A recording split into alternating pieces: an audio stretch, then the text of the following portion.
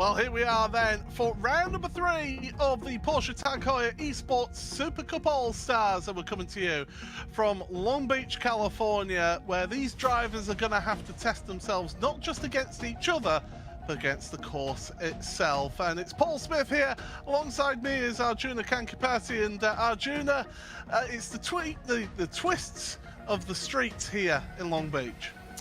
The people have spoken, and apparently they wanted to see us come to Long Beach. Tight, twisty, technical, and I think a real challenge in this car. We talked with Lauren Heinrich, one of our all-star drivers that returns today, about just how difficult these cars can be without anti-lock brakes, without traction control. Everyone's going to find out just how tricky they are here tonight. They certainly are. They're going to find out the hard way. This is the final race that we are going to be using the Porsche 992 Cup car here today, and I know some of the drivers will be glad to see the back of it, given the All-Stars here. But here we are then, Arjuna, Long Beach. It's a historic venue. It has. It's hosted so many forms of open-wheel racing, and of course now endurance racing as well. This just over 3 kilometer track with 11 turns, it looks very simple in some ways in that it's flat, but because all of the braking zones are bumpy, because the walls sometimes converge on you, especially out of turn 1 in towards that fountain section, you've got to be so careful. There's only a couple of passing opportunities, but you want to make sure you survive what will be the major danger point, that is the hairpin, where you'll need to get maximum lock to fire yourself back towards the line. Yeah, it is a real test of these drivers' skill in not just accuracy, but consistency as well, isn't it, Arjuna? That's what these drivers will need out there today. Absolutely, and qualifying is that first challenge, and well, the man to beat has been Casey Kerwin so far this season. The problem is, Paul, Casey Kerwin loves Long Beach, and when I say loves Long Beach, he will drive anything he can just to come and drive here around Long Beach. And so, is it a surprise to see Casey Kerwin on top in qualifying? Maybe not. No, he's got a couple of attempts between himself and Lauren Heinrich, our guest driver. Of course, Porsche factory driver is Lauren. Good to see him back here today. Love 46. You know, we've not really talked about Love 46 that much this season, but third place in qualifying so far seems to really enjoy this circuit. And it's one where if you know where the limits of the track are, you can very much push that little bit more. You can see, for example, there coming back on towards East Seaside Way, there's a tire wall that just ceases to exist, so you can push all the way through it if you want to. And clearly, Love 46 already up to speed. Quirkatized doesn't have Tony Kanaan for company, unfortunately, today, because Tony is off at another street circuit, this one down at St. Petersburg, getting ready to watch some open wheel racing of his own. But we look forward to hopefully getting TK back sooner rather than later with qualifying done and dusted. I would have loved to have seen TK racing from the paddock down there in St. Pete, but there we go. So let's have a look then at your starting grid. It is Casey Kerwin and Lauren Heinrich on the front row, with Love 46 and Jardier in row 2. Emery and Basic Ollie sharing row number 3. Fourth row of the grid is Bolshazazo and Quirk, with Straddy and Heike 360 on row 5. The sixth row is Dave Cam and Matt Malone. Final row of the grid, Kenny 500 and Dan Suzuki. 14-car grid here in your All-Stars. Just to let you know, a little bit of a format change. 12-lap race in this sprint race to start with. The main race being 20 laps. Get my minutes and laps mixed up there, Arjuna. But these drivers, they're going to have some fun out there, that's for sure. Absolutely. It's ultimately, realistically, in this first race, all about fighting for second place behind Casey. But then with the full invert that we'll see for the main race, I am very much looking forward to seeing how Casey is going to work his way forward. And I'm being clear here, if not how. Rather, other way around. Yeah, absolutely. It's going to be a true challenge for Casey to be able to come through this field. So we're just waiting on the last couple of drivers to head on to the starting grid, and then we'll be all set here for the first of 2 races in your All-Stars. Don't worry, you're not missing a thing. the Porsche Heuer Esports Supercup comes up to you in about 55 minutes time. But first we have a bit of fun with the All-Stars, and it's going to be a real challenge for these drivers, having to put up with us asking them questions whilst they're going around this circuit as well. So a real challenge for these drivers, but we've got about 10 seconds and then we'll be starting this opening race of round number 3 of the Porsche Heuer Esports Supercup All-Stars. Drivers' engines rev. We get the green flag. Barney is flaving it. We've got a slow starter. We're going away from the start line, down East Shoreline Drive, and already there's been a crash near the back. There's a car or two involved in that one, but we're going through towards turn number 1 for the first time. It's Lauren Heinrich who's got the jump over Casey Kerwin with Jardier, 3rd place ahead of Quirk, and it was Love 46 who just could not get away from the start there. Basically in 4th, Emery is stuck down in 6th place as we're coming through the right-hander of turn number 5, head down West Shoreline Drive now, in towards this slight downhill braking into turn 6, the left-hander. And these drivers are trying to pull away at the front, Heinrich and Kerwin for the time being, but Jardier is trying to hang on for all his might. It was Stradi and Dave Cam that were claimed victims in the 4-wide moment as they tried to swarm their way past Love 46. So we'll grab a look at what happened, I'm sure, in a couple of moments' time. But both of them back on pit lane as a result of that one. Lauren Heinrich was able to get the jump and now has got Casey Kerwin filling his rear view mirrors. It's been a fun week for Lauren Heinrich. Announcements that he's going to be racing GT3 cars across of Europe, and now gets to join us for some fun once again, and it's going to be a fun race between these two all the way through as they both try to hang on through the streets of Long Beach. Have you noticed how Casey isn't talking to his audience that much at all? He's hyper-focused here. He knows he's got a challenge in Lauren Heinrich in front of him, so he's really going to have to just try and be patient here. Look for any mistake at all out of Lauren. Look at how much they cut across the inside of the curb there at turn number 5. That is allowed. It was decided that they were happy with that, were the race control. And out of 6 through 7, which is a nothing corner really, into 8, this right-hander. Again, cut the inside. Casey looked like he just glanced the ball then, maybe. Seems to be okay with it though, but Heinrich, again, another one of these drivers, hyper-focused. You've really got to be on it around this circuit. Yeah, this is a guy that's experienced the top levels of sim racing at the end of the day, so they both know what the pressure is all about. Let's scroll our way back, though, and take a look at what happened at the start with Stradi and Dave Cam being claimed victim. Looking rearwards from Otareskovskaya, who just did not get underway, and then they were 4-wide for a moment. Stradi and Dave Cam have a bit of a touch. Stradi almost goes up and over before both slam into the wall and then return to pit lane.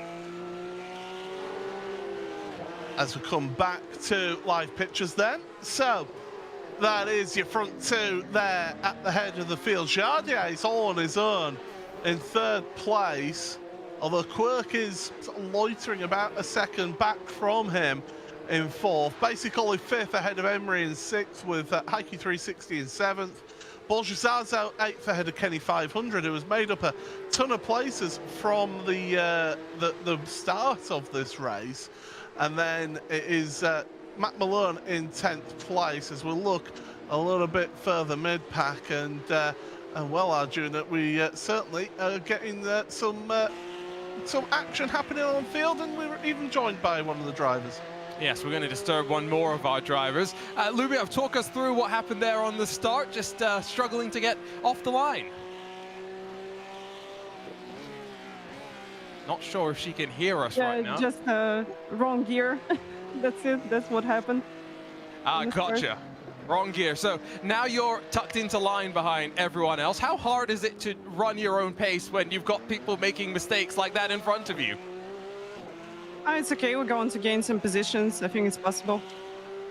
How much fun is this track? Because it really is one of those tracks that if you like it, you love it, or if you don't like it, you don't enjoy it at all. This track is a lot of fun.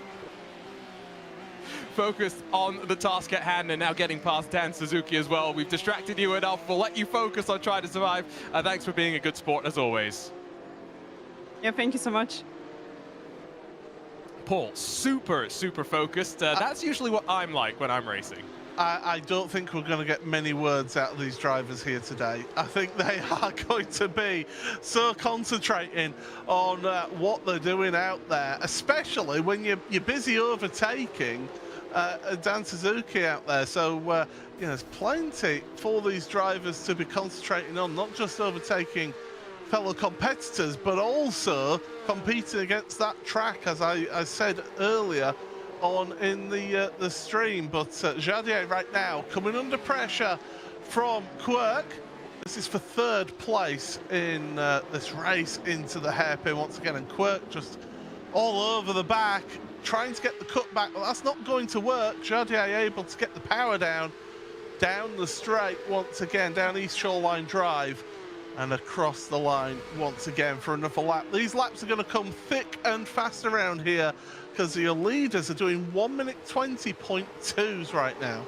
Oh, I love it. We get the look on board with both Yardi as well as Quirk as they fight their way through the fountain section. Now, Quirk has gained 4 positions since the start of this race. He was one of those that was able to get a great launch, and then just in the run to turn number 1, it does fan itself out, so you can take advantage to get a good start.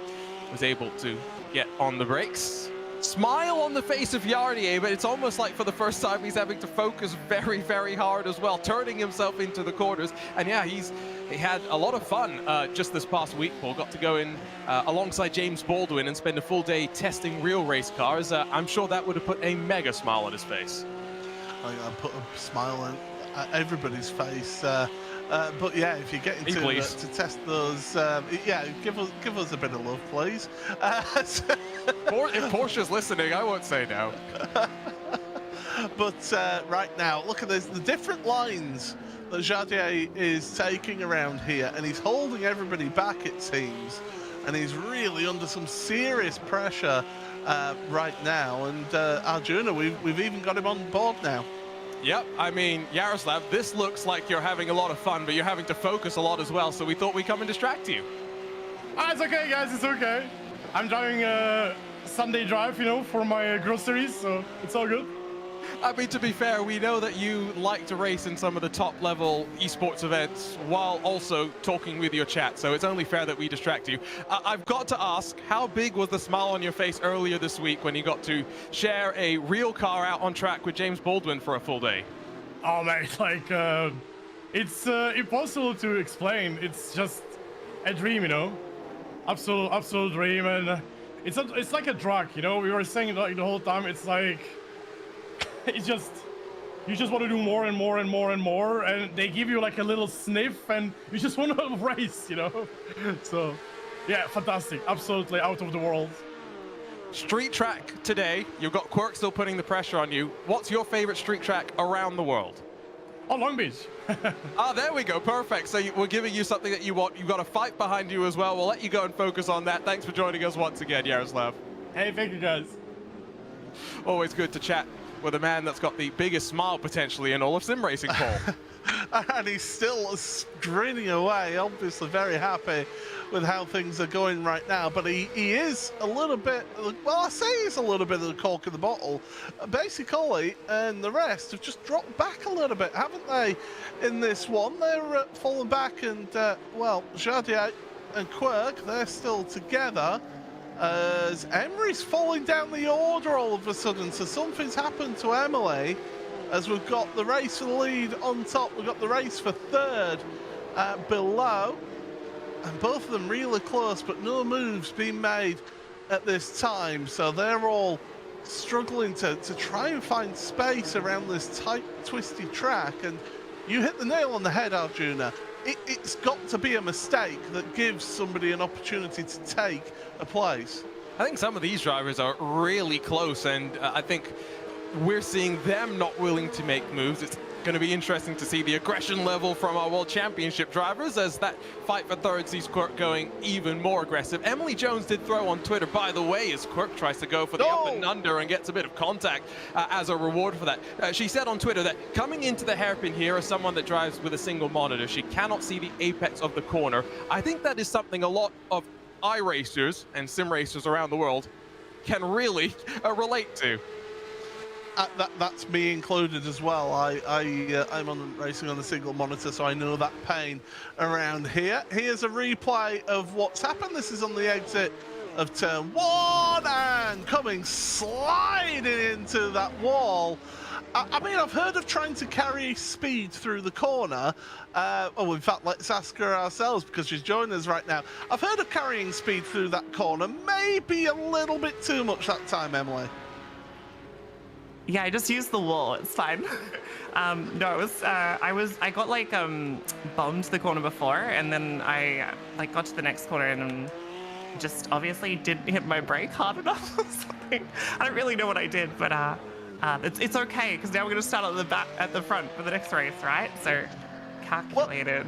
Well, you're going to be on row number 2 because you've got Dave, Cam and Straddy behind you on track. So, you're going to be up there at the front, but, you've got to think of the reverse psychology, haven't you?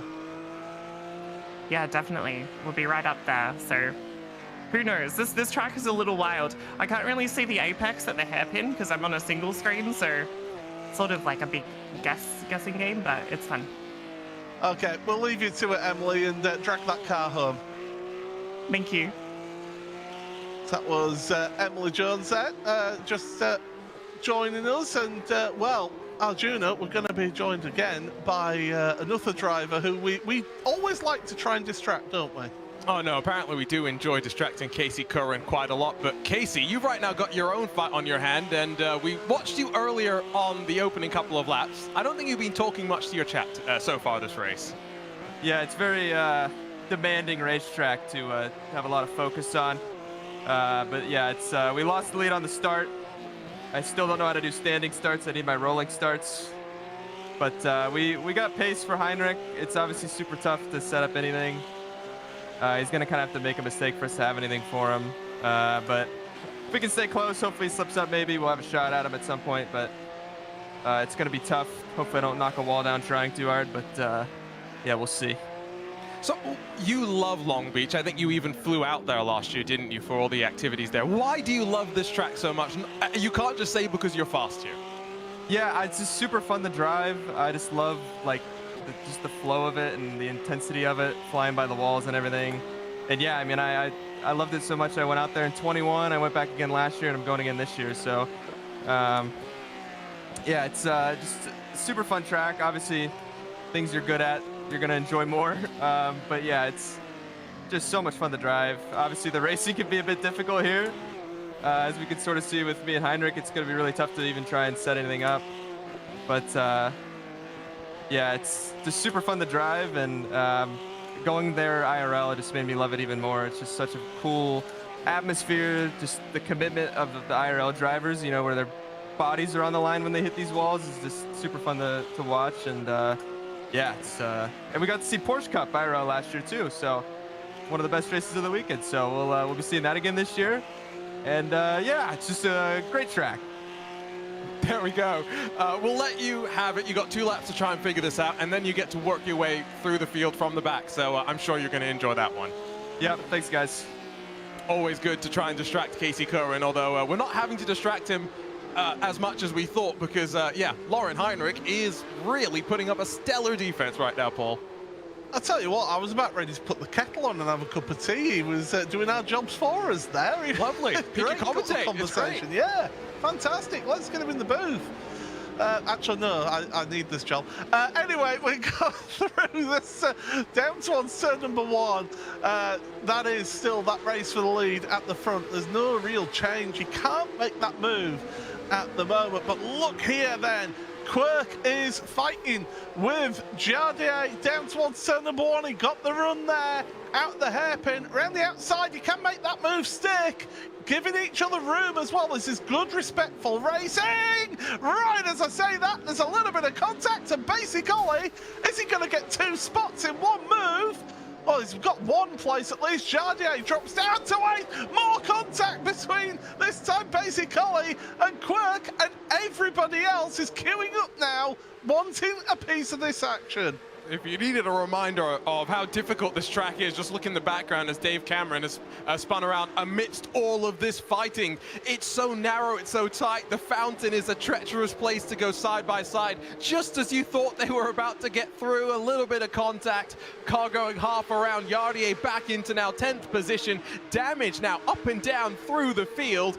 17 seconds back are these drivers from the guys up front as we get ready to go to the final lap of the sprint race. It is crazy just how far the drivers at the front of Lauren Heinrich and Casey Kerwin have got ahead. There's Heike 360 and Xavier right now trying his best to take any advantage that he can here to try and gain a place. Don't forget, top 5 of these drivers, they do get themselves a Tag Heuer connected watch. So after this series, they're all fighting it out for a very nice prize that I'm still waiting for an email about, but there you go. The front 2, Lauren Heinrich, Casey Kerwin, they're still neck and neck between the 2 of them. We're heading towards turn number 8 now, and time is running out here for Casey. He's running out of opportunities. Lauren, you can tell, is a professional racing driver, so I was about to say cool, calm and collected, but there's some perspiration on that forehead right now, as it is really tough for these drivers out there. Through the right-hander and then the left. Just a couple more places to go. Can Casey throw one to the inside? He's going for it! He's gone for it down the inside, the hairpin! There's contact between the 2 of them! Lauren holds on to the place though, and Kerwin doesn't get the place in the end. So Lauren Heinrich is going to be the one who takes victory here in the sprint race, the Porsche Tag Heuer Esports Supercup All-Stars. But the racing isn't done yet, Arjuna. Look at that dive down the inside from Zaza. Yeah, and I think he hit the wall by himself, and it's going to allow Heike 360 to wind up out of the corner and maintain that momentum and grab the position at the line. Plenty of cars beaten and battered, but get ready again because we'll go for 20 laps with the full reverse grid. It will be Strati at the very front with Dave Cam alongside. They didn't even get to the technical start-finish line. Here's a look, though, at our results. Yeah, absolutely. Lauren Heinrich, who wins this one ahead of Casey Kerwin, despite his best efforts at the end there. Basically, in 3rd ahead of Quirk with Heike 360, Bolshizaza. Love 46, disappointing result for her. Down in 7th place with Dan Suzuki, Matt Malone and Jardier. He'll be disappointed with 10th place. Final few cars that finished that one was Kenny 500. Emery, who is apparently still actually out there on track trying to finish the car. Dave Cam, as we say, 1 lap down, and Strati is 10 laps down, did not get to the end of that one. But this is the schedule, and we're going to see one more race here, the main race of the All-Stars, and then we say goodbye to the 992 GT3 Cup car, and we say hello to the 718 Cayman. Yep, no, it's going to be an interesting little switch. Of course, a very nimble car, a little bit less power, but it does have some similar components to this GT3 Cup car.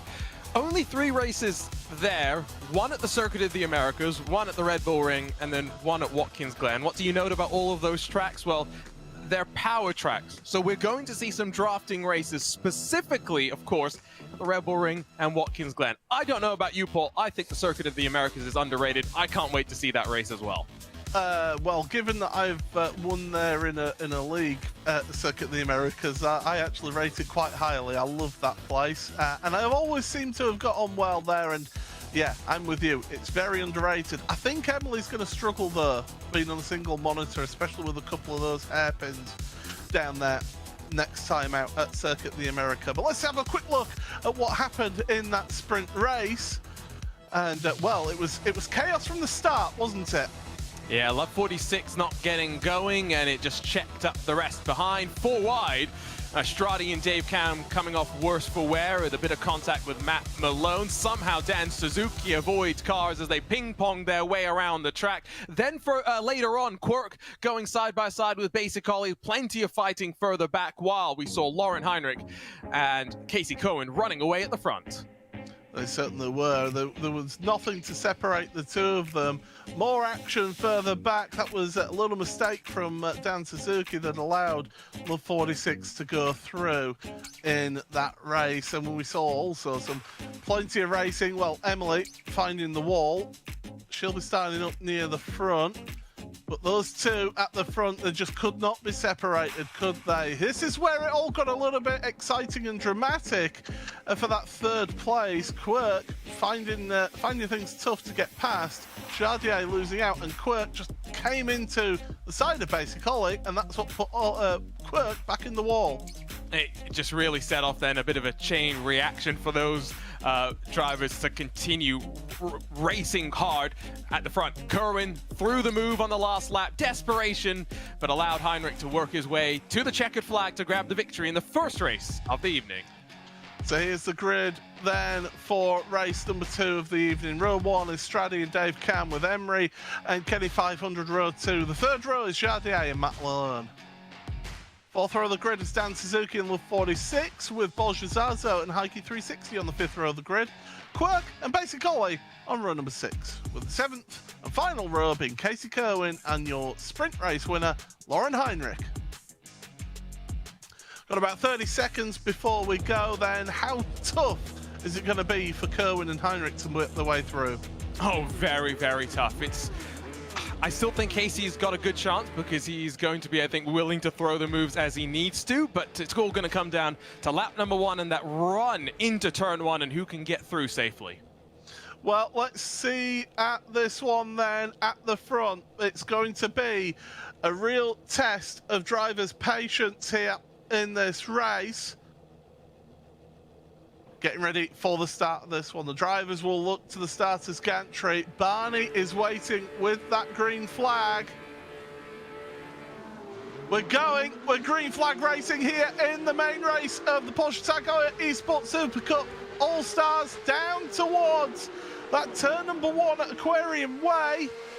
Absolutely neck and neck at the front of your field. Dave Cam, Straddy, side by side. It's 2 by 2 by 2 all the way through the field as they go into turn number 1. And then into the fountain section. Good move from Kenny 500 to get ahead of Emily at the start there. And we've got all chaos further back. And it's Dan Suzuki and it's Quirk who have come together. Suzuki was facing the wrong way, but everybody stays on track and keeps going in this one. But as we go along now, already Cam, Straddy, Kenny 500, Emery, Jardier and Matt Malone, the top 6 right now. And Heinrich and Kerwin have not been able to gain that many places at the moment. Once again, Love 46 just not getting off the line, and fortunately no chaos really on that run into turn 1. It was in the fountain where Suzuki and Quirk came together. Those two fortunately not really taking anyone with them. Kerwin and Heinrich were able to work their way through into now 10th and 11th positions, but as we wind to the end of lap number 1, already a bit of separation building through the pack. It's now all going to be about the next 19 laps and seeing who can survive the streets of Long Beach. Already, Dave Cam is pulling out a gap at the front. He is wanting to get himself a race win here. He wants to get himself into to have a word with us. But here's Kenny 500, Christian Ortega, the Spaniard, currently there, 3rd place behind Straddy, who of course he's racing against here. And look at them through the fountain section. They go so tight through there, really slow, technical. Through turn 4 into turn 5, we can really launch it over that inside curb.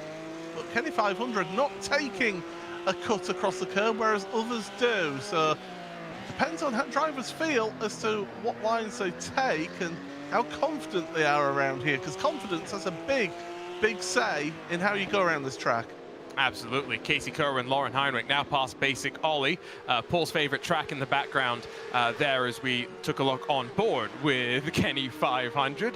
Paul hates Laguna Seca, if you're wondering. He's very grateful that you, the community, have decided that we didn't go race there here for round number 3.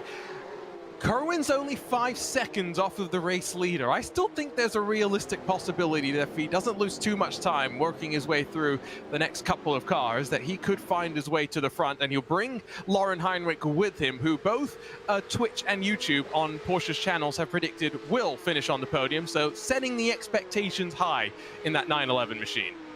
Well, he didn't finish on the podium last time, did he, Lauren? He got involved in a lap 1 incident in the main race. Not so this time. We go through turn 1 again, but Dave Cam at the front right now. Well, he's got a comfortable position right now, a comfortable gap behind him, almost a second between himself and Stradi. And this is where he really needs to take advantage of this, Arjuna, as in fact, Dave joins us now. Hello. Yeah, Dave, it's been an interesting start to your All-Stars series, but you're having some fun at the front now after some more bad luck in race number 1. Yeah, that's just one of those things in the Porsche Cup. You know, if somebody doesn't get away, then people have just got to try and do what they can do to avoid it. But it's just one of those things. We'll try and capitalise on that in race 2. We go off next to the Porsche GT4. That will be in 2 weeks' time. I'm very curious what you think about this, because you enjoyed some racing at Road America in some of the various iRacing official series last week, as did I. And I'm becoming a firm proponent that sometimes slower cars means better racing. Absolutely. I always say that I mean, iRacing's got some fantastic cars at the moment for close racing. The Skip Barber, the Toyota, the Mazda. So I'm a huge fan. GT4s, I'm sure, will be exactly the same. Super, super close. In terms of the track here today, how much of a challenge is it for you to talk to us and continue to not hit the walls? Like you wouldn't believe. Well, you're making it like you wouldn't believe. You're making it look a little bit easier than you say, so we'll let you go and focus because Stradi is starting to catch. But good luck, and I'm glad you're having some luck. Thank you, mate. Cheers. Dave Cam, always giving us some fun little chats there, Paul, and it is great to see him have a bit of luck go his way here today. So I figured it out then. Us talking to a driver is worth about 0.4 of a second to the rest of the field. So that's the target time that they need to keep an eye on as to whenever we get them in our commentary booth here. But Javier, well, Stradi himself, he is in second place. He's got his fellow Spaniard behind him as well in Kenny 500. Got a number of Spaniards on this grid, don't forget, as well. Heuer 360 as well. I still remember that win at Barcelona. He was absolutely sensational last year and so emotional across the line. So these drivers really pushing on hard here as they go through East Shoreline Drive once again. Finish another lap. Dave Cam is currently in in first position ahead of Stradi and Kenny 500. And now, Arjuna, we get joined by our Porsche works driver, factory driver, should I say. We get to distract Lauren Heinrich a little bit more. And Lauren, I'll just ask you about what a week it's been announcing all of your GT3 endeavors across Europe this year. Yeah, exactly. So this week I could finally announce my program for this year, and to be honest, it's not even final, so there's something more coming. I will be racing in the DTM in the Timo Bernhard's team, 2 times Le Mans overall winner, so really a pleasure for me. And also I will do my first endurance races in the GT World Challenge Europe Endurance Cup in a Pro Class entry, including 24 hours of Le Mans, Spa. So this will be really a highlight for me, and I'm really happy to take this step and drive the new GT3R.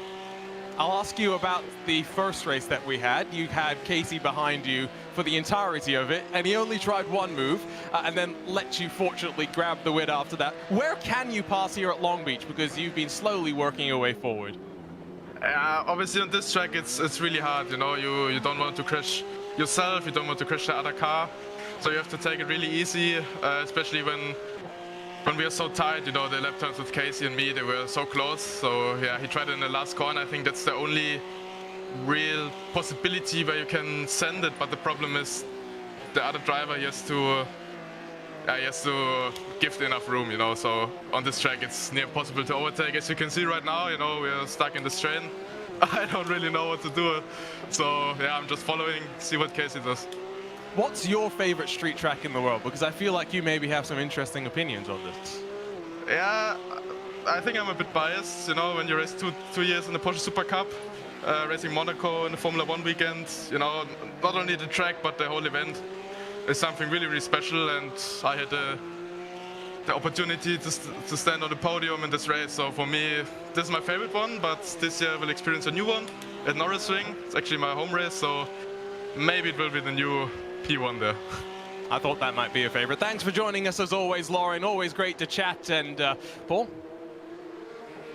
Yeah, so great to hear from Lauren. And I tell you what, Norris Ring, that would be a good shout for getting onto iRacing. I would love to see that. I've always enjoyed doing laps around that elsewhere, shall we say. But moving on, these drivers are going through East Shoreline Drive, and this is what the drivers get to see. This is their view, the cockpit camera, and this is what you yourself would see as well if you do race on iRacing. And of course, if you are watching this and thinking, do you know what, I would love to try my hand at iRacing, well, currently 40% off all of new memberships here on iRacing, so do go on, head on over to iRacing.com.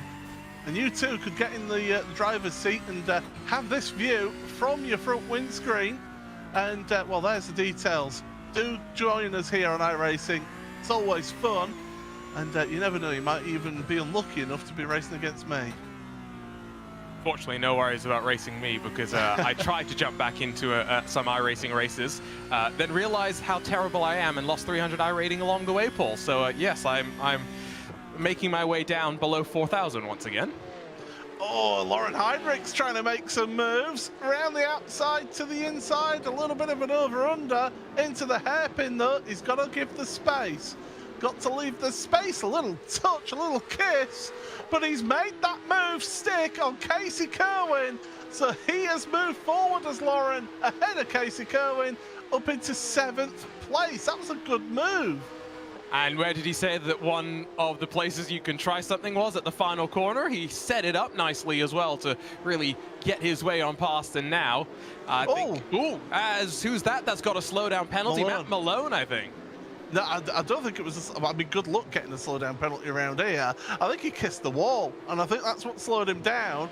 So a big puff of smoke on that view that we had just through turn number 1, and Malone dropping back now. So I wonder if he's maybe got a little bit of damage to his car. We'll have a look at this then and see what happened to Matt Malone. It's going to be in towards turn number 1, and on entry it looks okay. Oh, just way too much speed, and then the right rear just kisses the wall. He honestly may have gotten away with that one, because it could have been a lot worse. He did a good job to do the Malone shuffle and lock it down in time. Now, this is an interesting run of cars. We've got Porsche Zaza, Heike 360, Basic Ollie, Love 46 and Quirk all together out here on track, and they've all dicing away with each other here. So Quirk's done a good recovery drive here, I do think, because remember, he was involved in that incident on lap 1 with Dan Suzuki at the fountain. Yeah, no, absolutely. He's kept himself in the mix, whereas Dan's about 5 seconds adrift and a bit by himself, unfortunately, for the time being in this 20-lap main race, because, like Paul mentioned earlier, not time limited anymore, instead a lap limited for this particular race, and maybe for parts of the rest of the season as well. You can see as they work through the fountain, though, it's so easy for them to be a little bit too wide and then clip that left side of their car on the wall. But all the way through the course of this lap, Paul, through the 11 turns, you are dancing on that limit. You are really trying to push yourself as far to the wall as you can get to, all while recognizing that here in sim racing, you can't see everything. You certainly can't see everything, and it's a track that I personally just do not get into the flow of at all. It's one I've always struggled at, as we keep on looking at this run further down the order, but further up the order, Lauren Heinrich, you can see it in the left-hand side of your screen, is up to 4th place now, ahead of Emily Jones as they go through. And here's a replay of Lauren Heinrich's view then, and this is the Matt Malone incident, and oh, look at how close Heinrich got to that one. Yep, we had a good view of the action there, and Heinrich now finds himself up in 4th position. Had a bit of contact with Emery, who is now fighting with Casey Kerwin. So I'm surprised that Lauren was able to work his way forward that much faster than Casey, because now finally Casey will slot his way past that bright teal machine of Emery with Jardier right behind them. Lauren Heinrich already working on the next task at hand, which is trying to catch Stradi, but with almost half this race done, I think Dave Cam may have a decent shout at the win if he's got some assistance in some rear gunners like Kenny 500 and Stradi. Is it teal? I would have said more of mint green myself. Mint green probably is fairer. Yeah. But anyway, yeah, you're absolutely right with that though, Arjuna, because Kenny 500 and Stradi, those two are together, separated by about 0.6 of a second. Lauren Heinrich is trying to catch up to the two of them in front of him, and those are the next two that he's got to get past. I do feel that if he makes, oh well, he's already made the move on Stradi, so there we go. That's no time messing about for Lauren. Well, it looks like both the YouTube and Twitch chat was right. He's up into the podium spots here, Arjuna. Yeah, no, great job. Casey, by the way, is right behind as well, so I think they may have their own little tussle still with 10 laps left to go. Kenny 500, the only now barrier between Dave Cam and the charging Lauren Heinrich, who like we saw at the end of the sprint race, for someone who I'm sure is usually cool, calm, and collected, in a sim racing environment, looked like he may have been sweating just a little bit. And of course, this race 8 laps longer than that sprint race that we had there. So we're going through the right-hander of turn number 5 as we go back to basic ollie, and let's give you a little bit of a Buzz sound lap.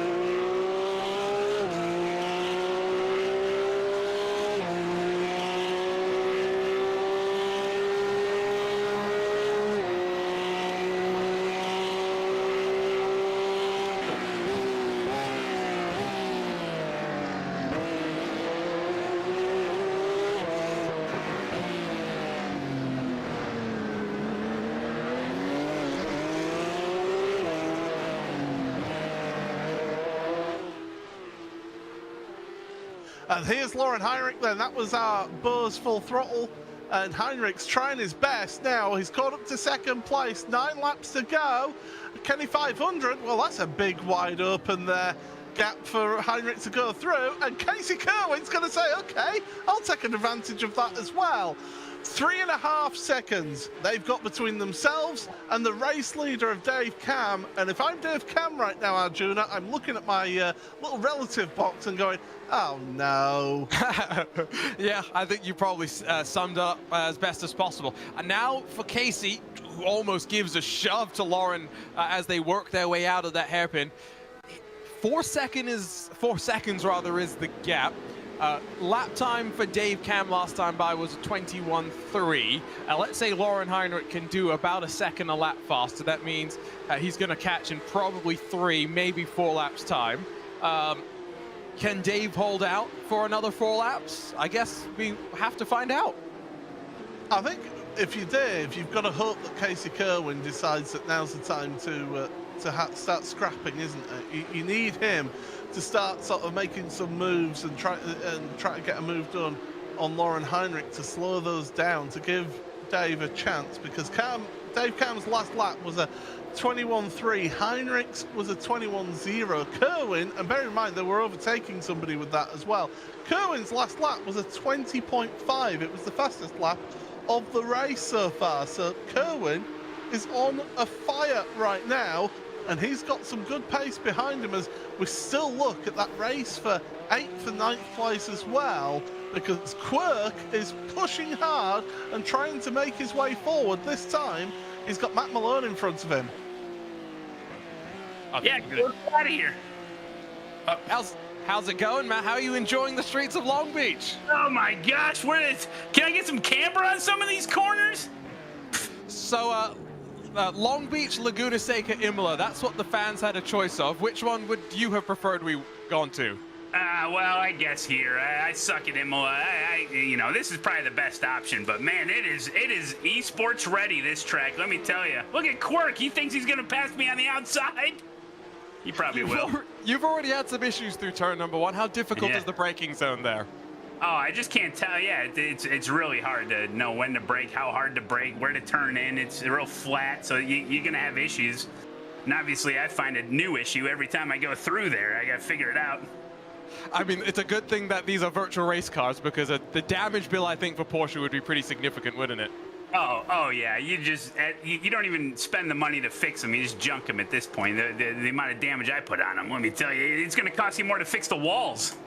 So we're going to the Circuit of the Americas with a GT4 car next. Are you going to enjoy that a little bit more?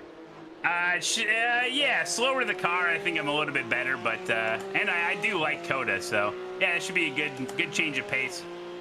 After that, RSR, 911 RSR, and then we finish up with the Mission R. So I get the feeling that you're going to wish that you were back in the GT4 car by the time we go to that electric machine, which has got more power than sense. Yeah, well, that's going to be for some great memes. Well, I mean, Long Beach memes.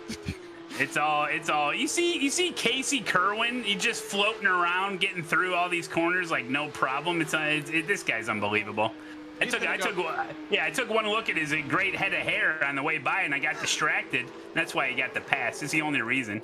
He's closing on the race leader. We'll let you continue your fighting, and we'll go and check in with them. Thanks for joining us once again. All right, thank you. Always fun to chat with the man behind the Malone shuffle. Seemingly kept him out of any major damage, Paul, but sliding backwards now to 12. Yeah, he's going backwards rather than forwards, is Matt, and at least he's enjoying himself. One thing that's worth pointing out there, though, is that Casey Kerwin has got up to second place. He's ahead of Lauren Heinrich again. Now, if Dave Cam was hoping that those two would slow each other down, well, unfortunately for him, they weren't. They were still keeping the pace up. So, well, Kerwin is now just 1.5 seconds back from Dave Cam. 6 laps to go, but as a great Murray Walker used to say, catching is one thing, passing is another.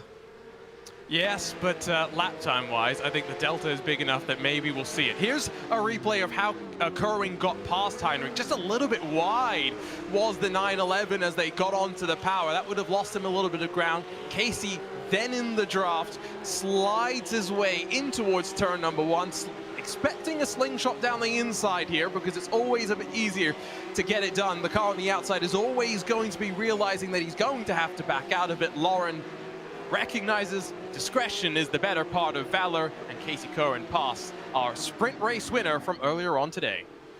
Yeah, it certainly does, and that gets him that place up. So, Kerwin and Heinrich, they're looking forward. They want a win, both of them. Heinrich would love to get 2 wins from 2 here in this race. Of course, Heinrich was the sprint race winner here today. He was also the sprint race winner last time out as well. Missed out on a main race victory at Manicourt. He'll want to change that here on the streets of Long Beach in California. Beautiful venue. As I said earlier, historic venue as well. Of course, first hosted Formula One back in the late 70s.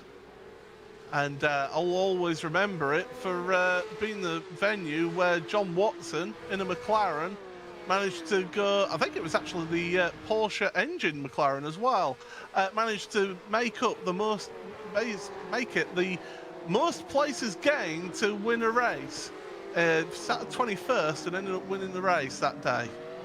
It's a track that's also undergone some changes over the years as well, layout-wise. I find this one quite interesting, but I wish in some ways I could have experienced what some of those older layouts were like for racing because they looked a lot more visceral in terms of the amount of speed that you could carry through some of the corners. But it was also interesting, Paul, that the area around this track has come up as the event has continued to grow and get bigger and bigger and bigger. And as these drivers wind their way in towards 6, out of West Shoreline Drive towards East Seaside Way, you'll notice on either side of the streets, there's just restaurants, there's all sort of things that iRacing's done a great job of giving us views of. And you can just tell how this area has changed because partially of this event. Casey Kerwin is looking busy. He's looking like he wants to get that first place from Dave Cam. Cam is doing all that he can to hold on to this one. Cam's keeping a good, consistent pace, it must be said, though. Across the line they go. Last lap was a 20.9 for Cam, a 20.5 for Kerwin, and Lauren Heinrich behind a 20.3. So the three of them all together. Dave Cam now, he just needs to position his car in the right place at the right time and not be defending, basically not be defending where you don't need to. Don't give them opportunities and just place the car exactly where you need it. You see Cam working hard behind the wheel, a little glance of the wall. Casey Kerwin though, cool, calm and collected. We know that Casey is just going to be able to set something up. He's already done it to Lauren Heinrich behind. With 2 laps to go, the question will be, does he decide to try and go for it into the hairpin this time by? Mainly because he might want some separation from Lauren behind, because Lauren may very well decide that he wants to try and spring the surprise on Casey, and they're running out of opportunities to do so with the laps ticking on by. Yeah, absolutely. When they reach the line, there'll be 2 laps remaining in this one. Kerwin, oh, it's all backing up there on the exit. And Cam gets a good launch out that final hairpin. Really good launch there. The slipstream will take effect. Not much of a slipstream around here. And already Dave Cam is thinking, where's Kerwin going? And he's holding that inside line onto the brakes. Show him a gap around the outside and say, look, if you're going to make that move, you've got to go the long way around here. I'm going to make things extremely difficult. You don't really make any moves through this section of the track, not unless somebody just gives you an absolute gift. Unless you're feeling rather brave as well. This is potentially a passing opportunity out of turn 5 if someone gets a bit tail happy there. Kerwin thought about it for a second and then realized, no way was that really going to happen. Hypothetically, you could make a move into turn 8 here as well, but that really then compromises you all the way down East Seaside Way into that final couple of corners on the lap. On board we look once again with Lauren Heinrich, not really looking too concerned or looking too worried about anything else. He'll show his nose inside of Casey Curran, but as we come towards the white flag with 1 lap to go, Dave Cam still holding on, has the widest Porsche in all of California. Well, what can he do at the front? Dave Cam, he has led this race pretty much from the get-go. Barney has got the white flag out. Just 1 lap remaining here in this main race in the Porsche Heuer Esports Supercup All-Stars. Down towards turn number 1. Very aggressive defensive move from Dave Cam, giving the space to the outside again to Casey Kerwin. Oh, look at that slide, that drift from Heinrich behind them through turn 1. Look at how close these drivers are getting out there. Absolute nose to tail between the 3 at the front. This is great drama. And Cam, well, he's got about half a lap to try and hang on and to keep Casey Kerwin behind. We know where Casey Kerwin will try and make a move. We saw it in that race number 1, the sprint race, in that last corner. Will he do that again through 8? It's important to get the drive out that corner again. Dave Cam going very defensive, very early, down that back straight, in towards the right-hander at turn number 9. Kerwin's having to be patient here. He needs to get a move if he's going to get the win here. But Cam is holding the line. Can he hold it on? Here comes Heinrich into the final corner, and Cam's wide. It's 3 wide on corner exit. It's all about the drag to the start and finish line. Can Dave Cam hang on to victory? The answer is yes. Yes, he can. Dave Cam comes comes for victory, and who gets second? It's Lauren Heinrich. My goodness, what a finish.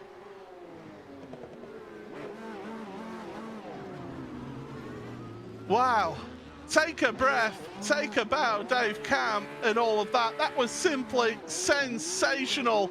Finished that one, and well-deserved donuts there at the end. That was sensational way to finish this motor race. 3 wide on corner exit, the last corner. But let's take you to your Buzz post-race show and give you your race results here. It is Dave Cam who wins this one by a couple of tenths over Lauren Heinrich, who of course was sprint race winner, so a win in the second place for Lauren. Great day for him. Casey Kerwin, third place in the end, just 2/10ths of a second covering the top 3. Wow, Arjuna, that was brilliant. I loved that. That was a great finish. The All-Stars always know how to put on a show and to get us in the mood for the drivers of the Porsche Tag Heuer Esports Supercup to go racing. And Paul, they've done that just once again. Great drive for both Lauren Heinrich and Casey Curran to work their way through from the very back of the field. But incredible job from Dave Cam to hold the widest Porsche in all of California at the front of the field. Well, I said he needed to be able to get himself defending at the right place at the right time, and that's exactly what he was doing. But on that last lap, it was defend wherever you could. But Arjuna, I believe you've got our race winner.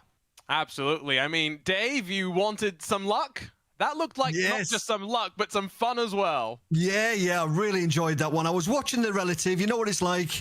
You can see them closing and closing. Then I saw it was Mr. Heinrich and Mr. Kerwin. I thought, the 2 people that you don't want behind you coming into the final few laps.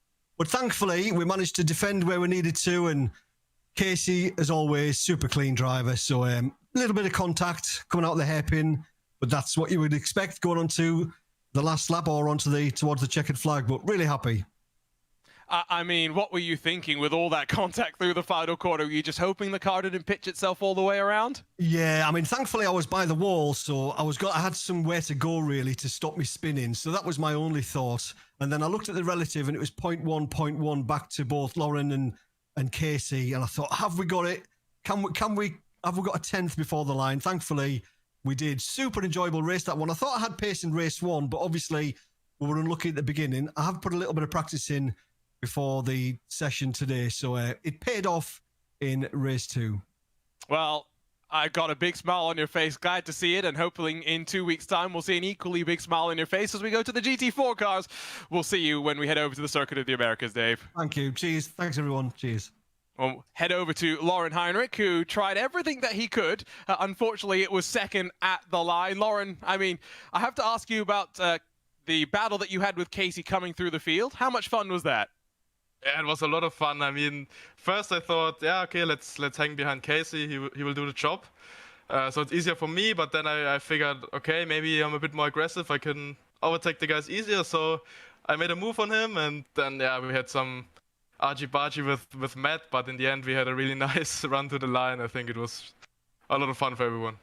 So for the rest of the series, we start mixing up the cars from now. Next up's the Cayman 718 GT4. After that's the 911 RSR, and then we finish with the Porsche Missionar, the fully electric car.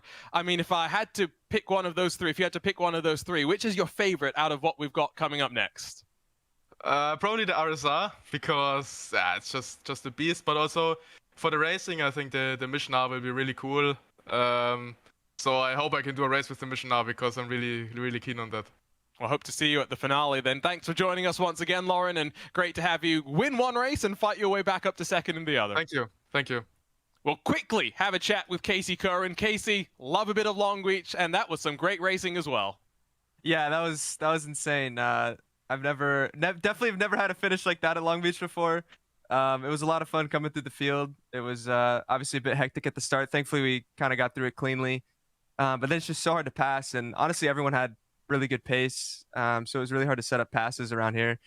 And yeah, I think on the long run, our pace was a bit quicker. So we were starting to pick people off a little bit easier. But once we got to second there behind Dave, we ran him down. But then once we got there, he picked his pace back up. And it was a lot harder to try and set up a pass. I feel like there was a couple opportunities I had but he just did a really good job defending. And yeah, we did everything we could, really. I could have maybe tried to bomb one into the hairpin again, but we saw how that ended in the sprint. So he locked up, opened the door, but then Heinrich was there. So, but yeah, it was just a super fun race. And hopefully it was definitely a lot more of an entertaining race than I thought it was going to be. You know, I love Long Beach, but, you know, street courses can be really hard to pass. But it was super racy and a lot of fun, and I hope everyone enjoyed. Thanks for joining us once again, Casey. We'll see you in the GT4s in 2 weeks' time. Thanks, guys. Appreciate it. Paul. Yeah, thank you very much. It's always good if I switch my microphone back on. But yeah, that was the end of the Porsche Tag Heuer Esports Supercup All-Stars. But stick around, because coming up for you in just a moment's time, it's the final time we see this track in the Porsche Tag Heuer Esports Supercup.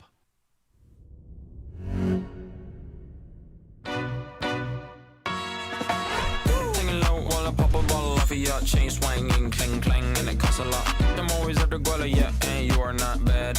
Keep on going till you hit the spot. Whoa, whoa, I'm a big bag hunter with the bow.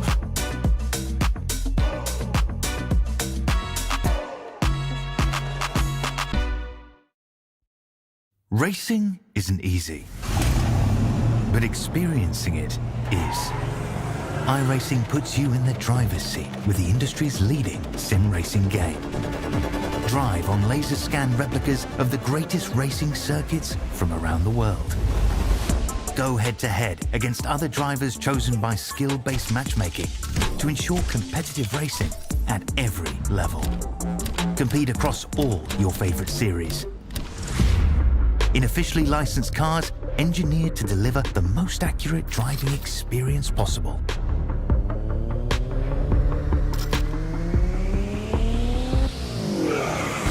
Join a race or host your own with players from across the globe. Race against the computer or in a league with friends. Feel the thrill behind the wheel. Visit iRacing.com.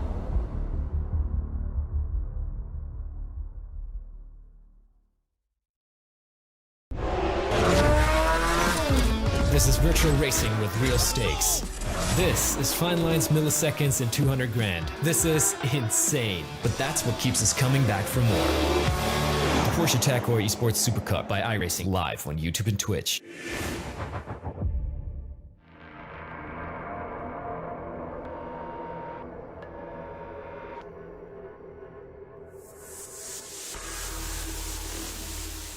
Green flag, and we are off for the sprint race in the Porsche Tag Heuer Esports Supercup.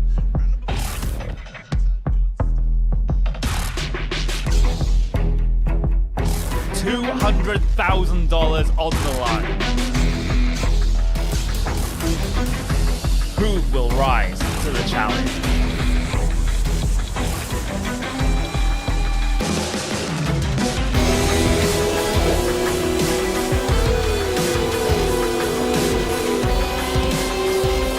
This is racing for immortality. This is esports personified. This is the Porsche Tag Heuer Esports Supercup.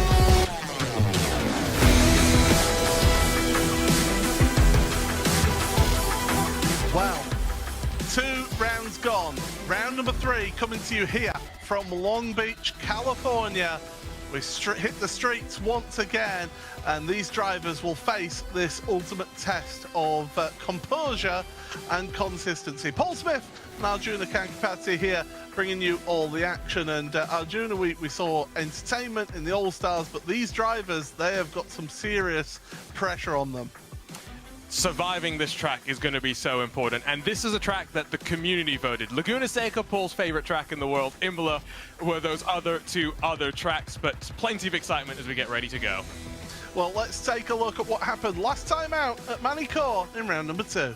And we're coming to you from the circuit Manicourt. But we're in a very good place to have some great racing for round number 2. First sprint race here at Manicourt. Green flag is waved and we're underway here. It's a good start from pole position for the first time, and it's Skittles. And then it's also contact, I think, with the Tatlin. Zach Campbell takes the checkered flag, looking to the gantry, Raves rise, green flag, and we're away for the main race here. Oh, this car's sideways, absolute carnage here. Frustration evident there, Paul, for Zach Campbell. Late to the inside, into the hairpin, and here comes Caruso to take advantage. Is Charlie Collins, the VRS Coanda Simsport driver. He's the winner here in the main race at Manicourt.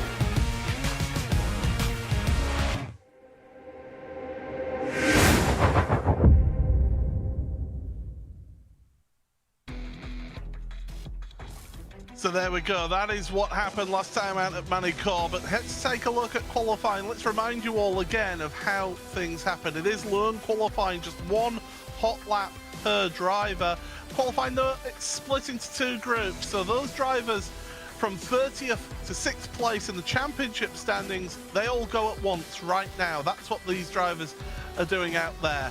And then the second group, P5 through to first place in the championship, they go one by one, and they will be then seeing who gets pole position towards the end of this qualifying session. And it's going to be a very crucial qualifying here for these drivers out here today, because not only does the position where you start give you, well, further up the field, give you better starting position and a better chance of getting a good score, also gives you some championship points if you finish in the top 5 in qualifying as well. Absolutely, and we know how difficult passing here is going to be, and so I think in some ways it's going to be interesting to see how many drivers are content to maybe not qualify at the front, knowing that they may not get maximum points in qualifying, may not be in the best position for the first race, but then with the inverted top 8, they'll cycle their way up to the front. Couple of team changes that we should probably talk about a little bit as well. Johan Harth, one of them, hasn't left the Apex Racing team. Don't fret. He has moved over from the regular white, blue, and black of the Apex Racing team to the Stormforce Apex Racing team machine. You're not going to miss it with the yellow and black. And after being involved in some of the chaos at the hairpin at Magny-Cours last week, Johan Harth looks for some better luck on the streets of Long Beach. Yeah, he'll be looking for some good time out here in qualifying, and then some good point scoring for him. Thomas Tetela there on track right now, going through the final corner for the heroic team. He had a couple of solid results, finishing in the top 10 twice last time out at Manicourt, so he'll be looking to improve on that and get himself further forward. Here we go then, in towards turn number 1 for Thomas Tetela onto the brakes, and here's a driver who wants a better race than round number 1. Max Benecke, the German for Maus. Well, he had it tough last time out, didn't he, Arjuna? Yeah, it's not been all his way. Qualifying, I mean, the start of the season didn't go the way he wanted in qualifying back at the Hockenheim Ring, when he wasn't able to put the lap on the board. Remember, it is basically one-shot qualifying for these drivers, so the pressure is well and truly on, and that set him up on the back foot to get the campaign underway. He's been able to work his way into the top 10 in the championship. He still kept himself in the mix with some good race performances, but Benecke, one driver who has said in the past that qualifying has not been his most enjoyable thing to do in this series, has found himself needing those results because he's got the race pace. It now needs to just come in qualifying. Well, those times will start coming and appearing on the left-hand side of your screen to give us some idea as to how drivers are getting on out there. So Quentin Violate now goes to the top of your qualifying standings. Those times coming in thick and fast. Christopher Dambeats going well into 3rd place, because Bryn Collins now provisionally on pole position as we keep on going with more cars coming through to set their laps. Gianni Vecchio, great to see Gianni back on track after missing last time. Johan Harth to the top of your standings right now with Alejandro Sanchez behind him. Gianni Vecchio across the line. Where will he come? Well, it's not to the top of the standings, so provisionally at the moment Johan Harth is in prime position right now. We are going to start seeing the Group B drivers one by one working their way on through. You saw Sebastian Job, I think, there for a moment, beginning his warm-up lap. Very important lap there for Quintin Violati. I can't underscore how important for him to get up inside of, at the very least, the top 9 is going to be, because that's the driver that comes into this round of the championship with negative points, because he's got more penalty points than actual points so far at this point in the season. Yeah, you want to start getting yourself into the positives, and well, if he finishes there in qualifying, then he will get himself some good some points towards his tally. Here's Simone Maria Marchena, so he is going to come across the line, has not set a lap time, and he goes to pole position. What a lap time from Simone! The Altus Esports driver with a sensational lap. Provisionally on pole position as now Sebastian Job is going to be the one to set the pace. And Simone was actually late in qualifying, had issues getting out onto track to roll for his attempt. So that's why we saw him a bit later than the rest of group number A. But by 0.003 of a second, Paul, Simone Maria Marchena has put all of the laps in practice to good effect here in qualifying. Yes, a number of the drivers have been putting in over 1,000, well over 1,000 laps of practice in around here. Here's Sebastian Job then. He joined us in qualifying in last week at Manicourt. What can he do though? Out of the hairpin, his time so far, I mean the personal bests come across the line. Sebastian Job will find himself in 5th place right now, so does not get himself to pole position. Who is going to be your next driver across the line? Well, it is going to be the number 12 of Jordan Caruso. I believe he is going to be the next one to set a lap time here. Zach Campbell as well is out of pit road and on his way.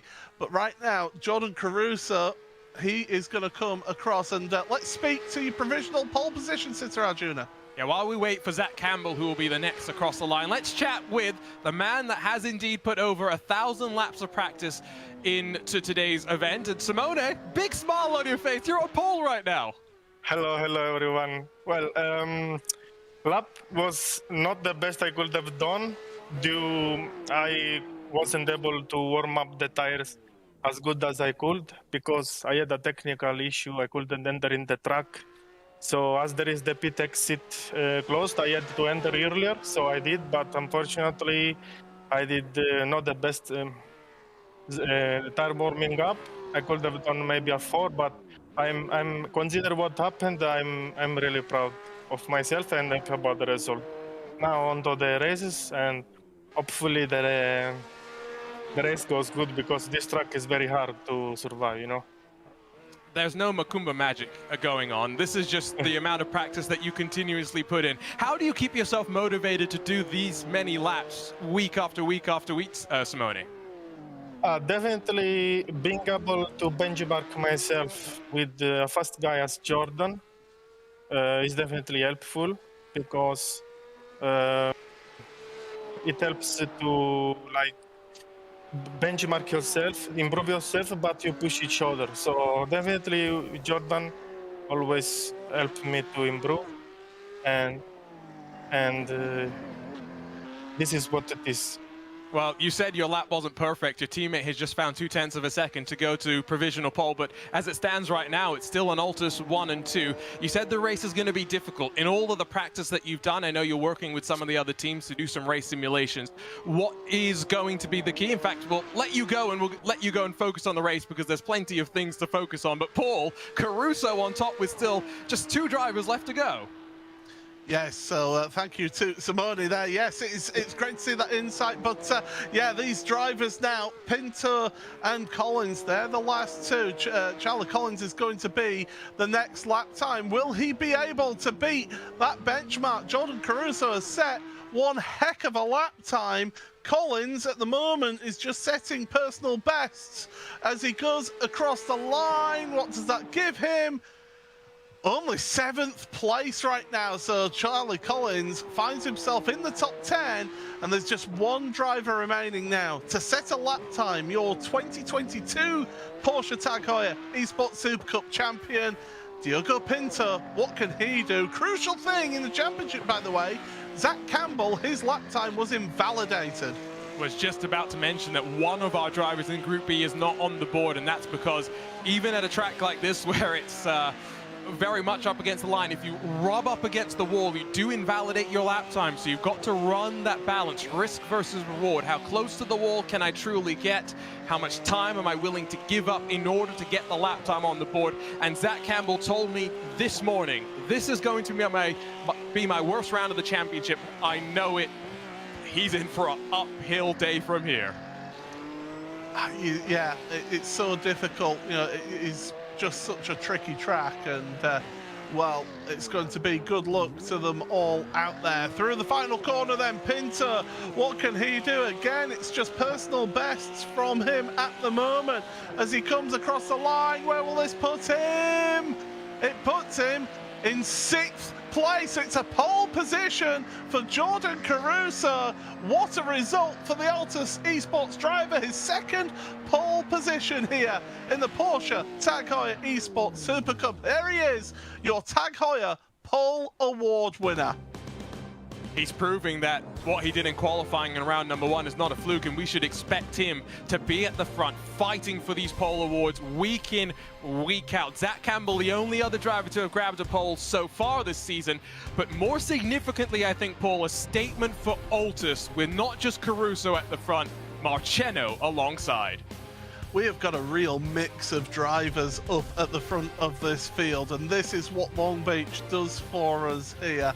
As we take a look then at where we are racing at, it is Long Beach, it's California, it's 11 turns, and it is hard work. The first time they went racing here was in 1975, and you can see from up above the aquarium, all the different restaurants and stuff that have been built up around the ever-evolving track layout. Now it's a heavy braking zone into turn number 1 that builds you into the tricky fountain. You'll want to be single file. If you go 2x2, it can be trouble from there. Then 3, 4, 5, it'll build you towards EC Sideway, one of your passing opportunities that builds you into the final corner where if you're feeling brave, you'll sling a move, but maybe wait to do it until the final lap of the race. These drivers then will get themselves prepared and get themselves set for this opening sprint race of the day. And, well, it's going to be a case of who gets a good start from the front here. And we saw in the All-Stars how one person having a poor start can really have a concertina and knock-on effect down the grid. Absolutely, and we know how the margins in this series are so small. Qualifying margins here, I think maybe somewhat bigger than expected, with 8/10 or so splitting the 27 cars that had times on the board. Now, 30 cars are going to be thundering their way down into turn number 1. You may think, oh my word, that's going to be crazy. But I'll just show you this, the brand new Lego Porsche 963. They're going to be sending 50 machines for multi-class racing around this track in April. Surely we can survive today. Yeah, you would think so. But here's your grid then. It is all Altus on the front row of the grid. Caruso, Marchena, front row of the grid. It's all Stormforce from row 2. Hart and Sanchez with Bryn Collins and Diogo Pinto round number 3. Job and Collins with Violatti and Zelensky. Pico and Dambits round out row number 6. 7th row for Talons and Vecchio with Webster and Nielsen. Ariel and Beneke on row number 9. Row 10 for Oscar Reiner with Atlas Bach. Matthias Stuckbeck and Oscar Mangan, Marina Sarika and Alexei Nesov, row number 12. 13th row is Thomas Tetela with Julien Sonnen, with Luca Kita, the last of the drivers to score a lap time, with Jamie Fluke, Sam Kiter, and all the way at the back of the grid, Zach Campbell, a championship contender, starting 30th place. He has got a long day ahead of him, but you know what? He will give it his best, that is for sure. You can guarantee that. We've just got about 40 seconds here, Arjuna, as we see the format for today's racing. It's going to be so tough out there for these drivers to gain any places. I think this is where, if you're Altus Esports, you need that communication. You're not going to have Caruso and Marchena talking directly to one another. It's those that are talking in their ear that need to be lockstep with how they're going to navigate the run to turn 1 and the opening sector, so that they sweep their way out of turn 5 running 1 and 2 with the rest of the field trying to catch them behind. 13 laps to hold on here. Oh boy, this first run into the fountain is always the most treacherous. So then, get yourselves strapped in, get your popcorn and beverage of choice, because we're here for the sprint race of the Porsche Tag Heuer Esports Supercup, round number 3 from Long Beach. Revs rise. We go green flag racing, and we're underway. It's a great launch from the front row. We've got cars going side by side into the wall almost between 2 cars as they go under the gantry in towards turn number 1. They all go, and we've got them through. There's smoke in the background. Something's happened to 2 of your cars out there. One of them is a red line car. That's Gianni Vecchio. He has gone around. But it's Marchena ahead of his teammate Caruso right now at the front of your field with Sanchez half, and we've got all sorts of shenanigans going on around the fountain here on lap number 1. But it's a great start for Altus. It's 1-2, it's 3 and 4 for Stormforce, and Bryn Collins, well, he has got his brother along with him for the ride in 5th and 6th places. Your championship contender Diogo Pinto 7th ahead of Sebastian Job right now. My goodness, a dramatic start for a few out there, Vecchio being one of those, but they're still going green flag racing, single file down the back straight. But note who's in reverse pole position for our main race, at least for the time being. Sebastian Job, he's got Diogo Pinto in front of him. He's got Quintin Violate behind. That's going to be an interesting fight to watch, because they're all going to get checked up just like this through the fountain, up and over. Add one of our counters to Diogo Pinto. We have got a complete track blockage at the hairpin, but more importantly, your champion from last year, Diogo Pinto, is upside down and out of this race. Unbelievable. We said there was going to be drama here, and the fans, you, the audience, the fans, all chose this one. You all wanted this, and this is exactly what you're getting. High drama here in the Porsche Tag Heuer Esports Supercup. But what that does mean is there's big separation here in your field. Right now, it is your top 6 all together. Then there's a little bit of a gap back to Sebastian Job and Quintin Violate, who've got the next gaggle of cars with Biko, Webster, Zelensky, Nielsen, Stuckbeck and Dan Bitts. And then another big gap back to Nessoff and the rest of them. 4 drivers out this race: Talons, Mangard, Tetela, and most importantly for us in terms of the championship, Diogo Pinto. Yeah, and we've dubbed Diogo Captain Consistent just because of the relentless consistency that we see out of him that keeps him in the championship fight. It wasn't the victories that kept him in the title fight until the final rounds of the championship last year. It was just his ability to be there in the point every single race. We'll grab a look at the replay, hopefully, and see exactly how it all kicked off, because through the hairpin, it doesn't necessarily have to be your own fault. It's all about a concertina. If someone checks up in front of you, it means you check up a little bit harder, and it stacks up behind, and we've got 30 cars here running on the streets of Long Beach. Well, we hoped they could get through on that one. Unfortunately, they all didn't. But what we have got is a real mix-up. And if your name is Jordan Caruso or Charlie Collins right now, you must be rubbing your hands with glee right now, because you are in some really good championship points-paying positions, and your compatriots that you're racing against are further down the order. Zach Campbell has amazingly got himself up into 20th place already, so he's gained 10 places through all of that shenanigans. That gets him a single point, but it's a point towards the championship nonetheless. One more than Pinto is scoring right now as they're carrying on. As we look a little bit further back, then there's the car 16. That's Luca Kita with Gustavo Ariel behind him. And then lastly back, Gianni Vecchio and Julian Sonnen just outside your top 20 that we were looking at. But my goodness, what high drama here in the opening of this race. We've got 13 laps of this, and then we've got a main race to come yet. Yeah, absolutely. And it was the main race where we had more drama at Magny-Cours last time, drama that involved the likes of Zach Campbell, who left France with a significantly dented score compared to what he would have hoped after what was a great victory in the sprint race in our first ever trip to Magny-Cours. Back-to-back weeks, we go to brand new tracks. I can't recall the last time that this series in particular would have done that. Of course, it's a little bit different of a story in terms of the drivers that we've got in the series, because a lot of them are somewhat new, if not completely new in terms of rookie class. Let's grab a look though, Paul, at what happened at the hairpin.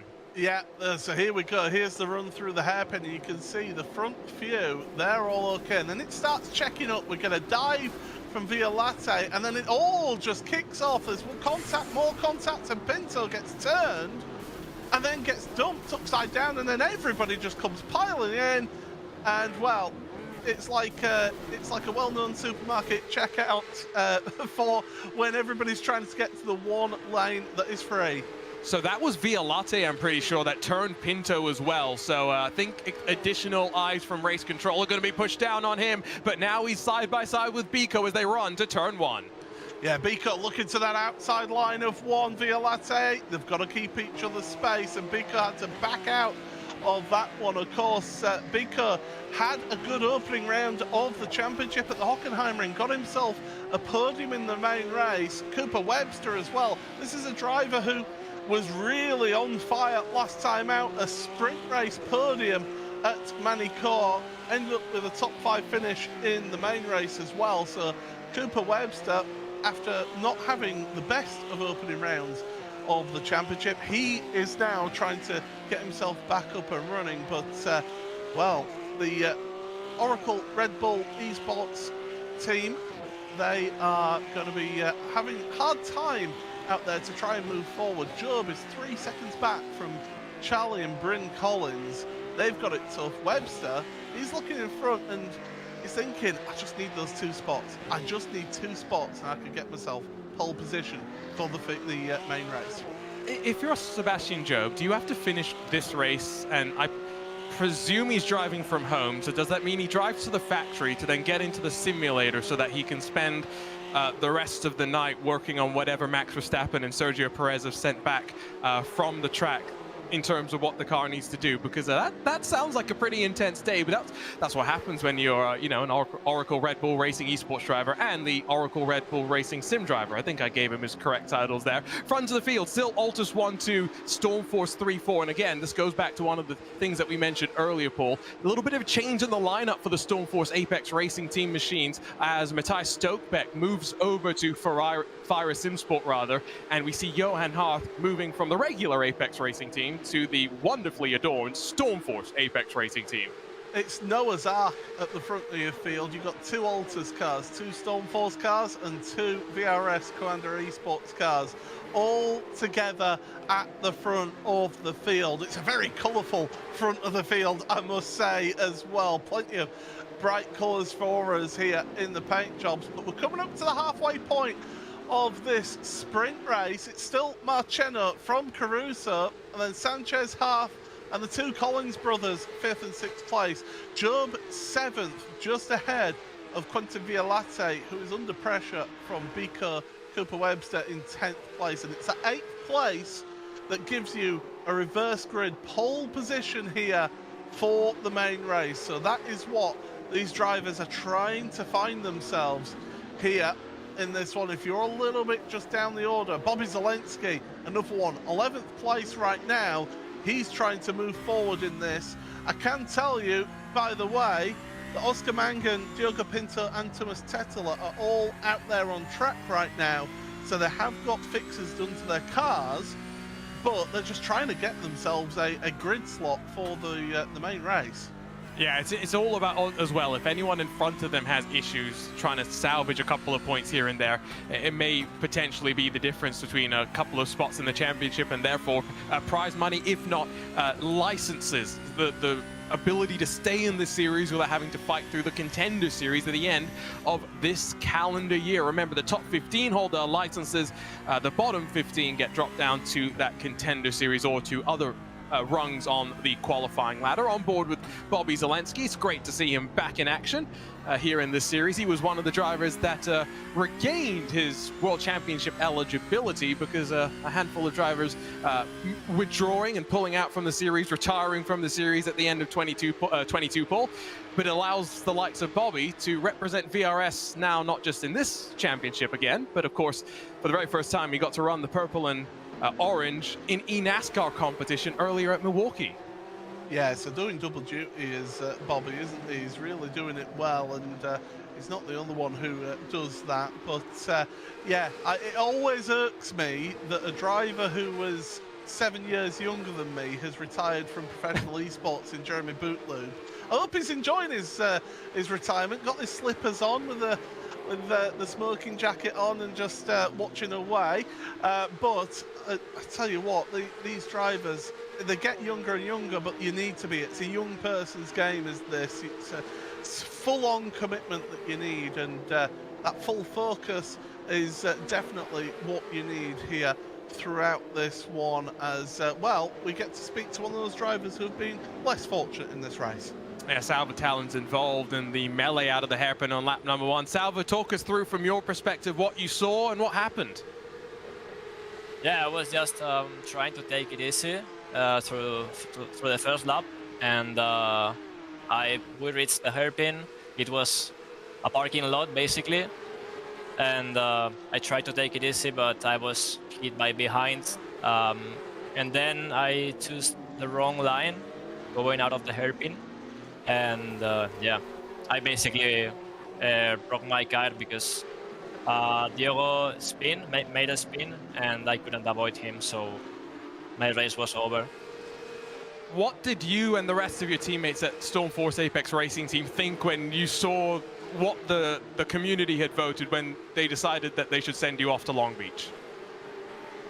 I don't know, man. I mean, the track is the same for everyone, but it's just very frustrating to see that you can't respect a bit during the first lap, because I personally have been taken out of, we've done 5 races so far this year and I've been taken out on 4. So it's a bit frustrating on a driver's perspective to see this kind of behavior. But anyway, you know, the track is the same for everyone, and I think with a bit more of respect, everything should be fine. But yeah. Well, we'll see how the rest of your season with the Apex Racing Team goes. Thanks for joining us, Salva. Hope there's some better luck for you in the main race. Thank you. Always good to chat with the drivers, Paul. Well, it is good to talk to the drivers, just unfortunately during the middle of the race is when we're chatting with some of them occasionally. But there you go, there's your race for the lead on the top of your screen. It is still Marcheno, Caruso and Sanchez. And then the race for 8th, that's the crucial transfer spot. That is what gets you the reverse grid pole position. So you do want to try and get yourselves into that one. Right now, Quentin Violate is in that spot, but Biko, Webster, Zelensky and Nielsen all want that spot, and they're all being patient right now. But with 4 laps to go in this race, I do think patience may start wearing thin, and we may see 1 or 2 moves being made towards the end of this one, especially on the last lap. Yeah, absolutely. I think it's all going to be about that 8th position in particular, right? Being at the very front to work your way through the start of the main race. And so for Job, I don't think he's going to be looking backwards. He'll be happy with 7th outside of the front row once we reverse things around. Biko's someone that's already had a decent start to the season. We saw him on the podium at the Hockenheimring, and we were riding on board with Cooper Webster earlier, someone that we know from Magny Core is up to speed in the championship and maybe will not have been too happy with where he qualified all the way down in 15th position. Plenty of drivers with, I think, some aggression that they'll look to let loose in the closing stages.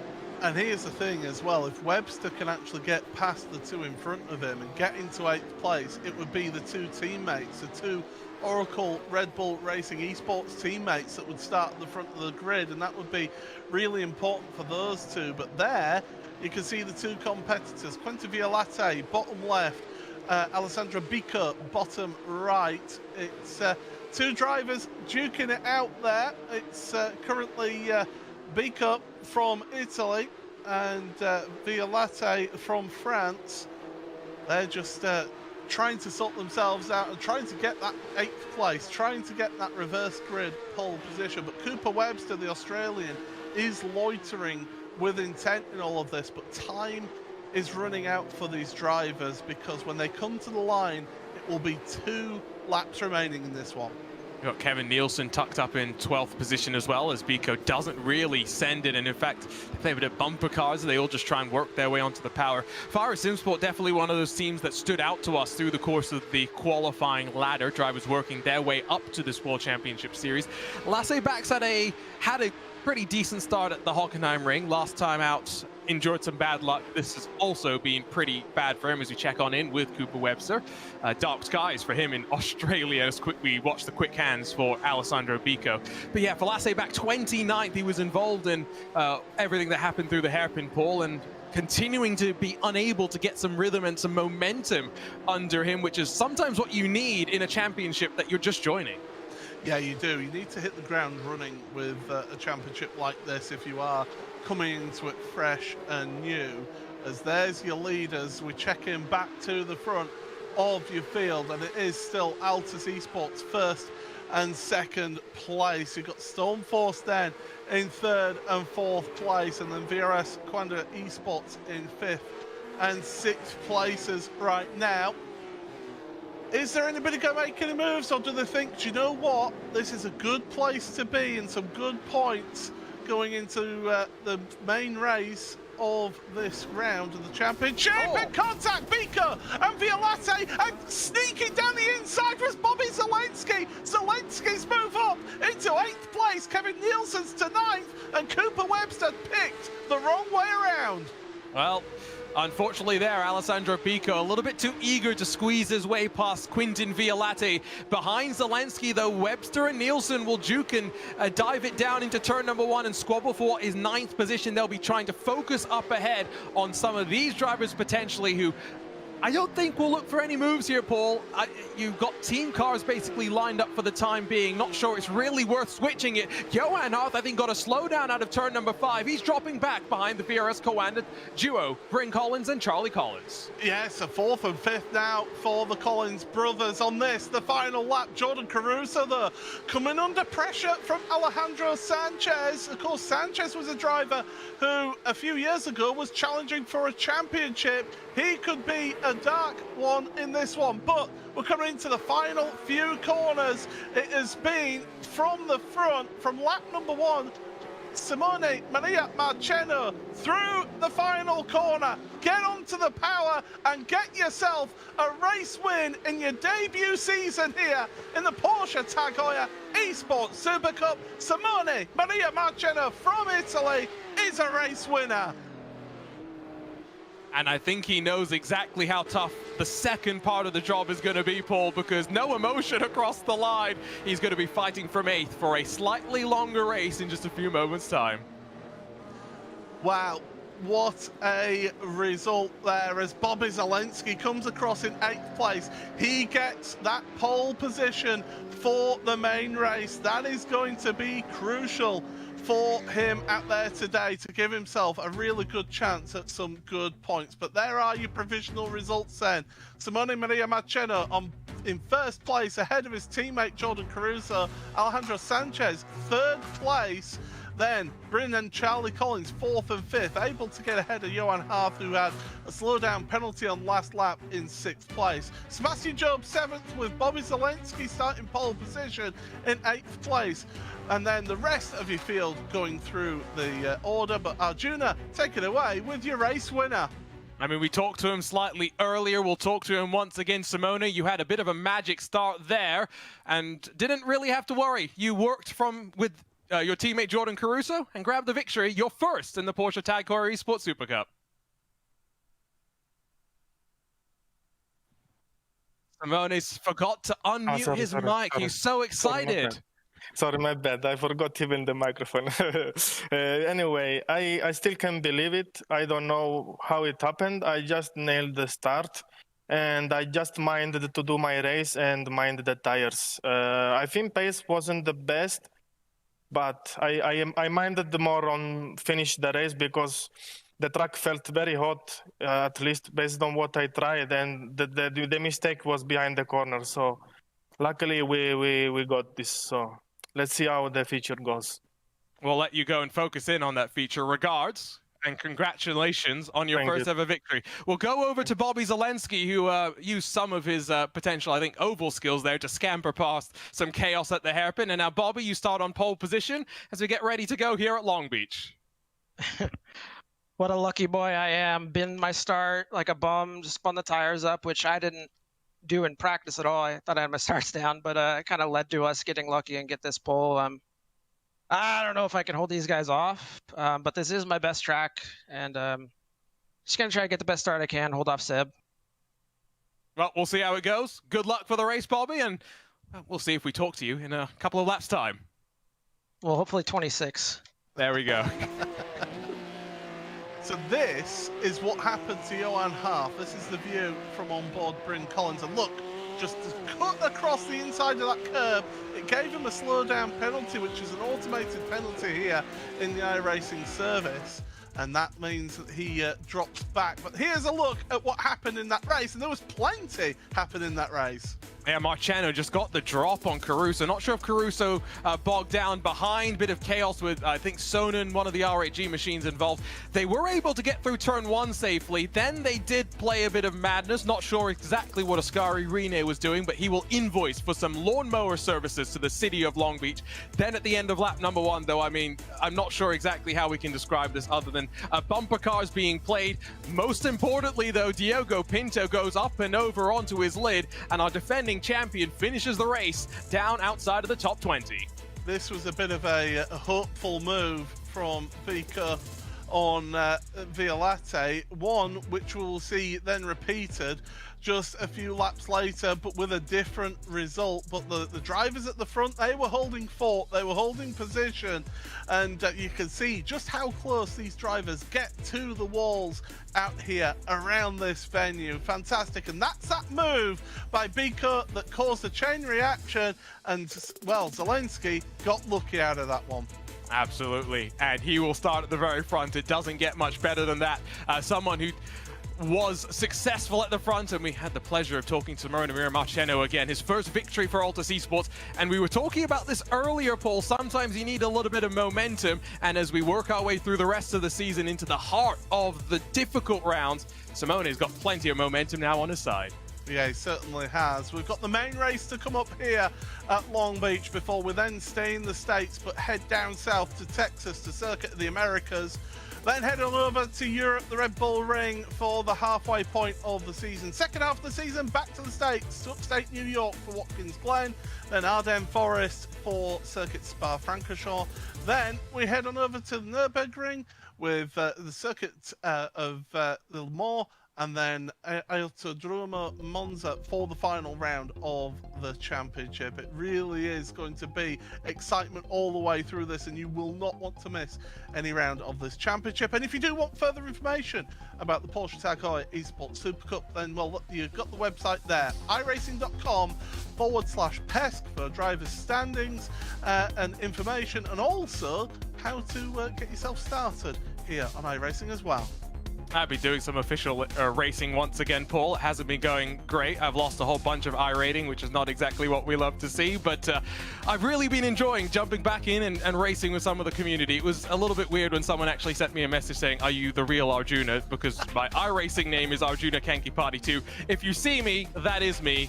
Don't send me messages about how slow I am, though, please.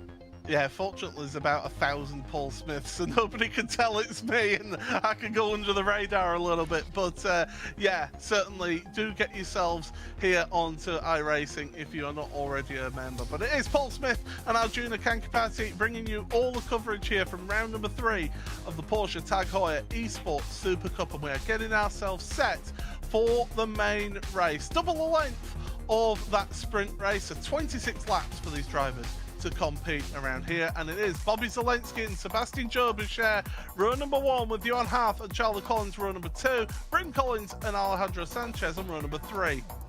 Fourth row of the grid is the drivers who finished first and second, Caruso and Marchena. Then they start where they finished. Webster and Nielsen with Bigco and Stuckbeck. Row 7 for Dambitz and Sariko with Violette and Nessoff. Fluke and Campbell on row number 9. 10th row is Reiner with Kita. Then Kaita, Ariel, Beneke. Move forward there. Vecchio with Sonnen. Mangan, Pinto. That is a huge one. Pinto down there on row 14. Tetela back. And then Salvatallons rounds out your 30-car grid. We've got about a minute to go here before we get ready for the main race. Are we going to see some more shenanigans? Are we going to be seeing drivers being patient and waiting for the end of the race here, Arjuna? I'm not really sure. The reality is just the way that the way the racing plays out here with the amount of concertinas that you have, 30 feisty drivers ready to go racing. It is so difficult to stay clean. Here's a look at some of those drivers. Final moments, couple of different drivers have different preparations. I'm talking with their teammates, just some in a moment of zen, but all knowing for 26 laps, they've got to try and survive with those they're fighting against. They'll be getting themselves ready for this race. Wow, I'm looking forward to this one indeed. I'll tell you what, if you're Simon Feigl from Altus Esports, you're dancing after that sprint race, but now you're going to be nervous and biting your fingernails once again because it is back on again. We are getting ourselves set then for the main race here in the Porsche Tag Heuer Esports Supercup round number 3, coming to you from Long Beach, California. The revs rise. The green flag is out and away we go for racing, and it's a great launch from the front of the grid for Sebastian Job. A terrible start for Zelensky. Collins and Half moved their way through on him, and now even more trying to get the moves done on Zelensky. It's been an awful start for Bobby, and there's a car out of control. Oh, it's a VRS car. Oh my goodness, there's cars everywhere. It's carnage at turn number 1, and I think it was Bryn Collins who was going in sideways there into the fountain for the first time in this main race. There's bumping, there's boring, there's panel bashing, there's paint being swapped. Well, there's cars absolutely everywhere. I saw Diogo Pinto being a pinball of his own through the fountain, so he's got some damage, I think, on his number 70 team red line machine. But my, oh my, Bryn Collins coming in like a wrecking ball and taking Bobby Zelensky with him there. Not much Zelensky could do. I will just point out Zelensky struggling off the line. Maybe we shouldn't be so shocked, Paul. Unlike a lot of these other drivers with his split commitments, standing starts very, very different to what he typically will race in the eNASCAR Coca-Cola iRacing Series. But of course, now at the front once again, Sebastian Job looking to make a statement.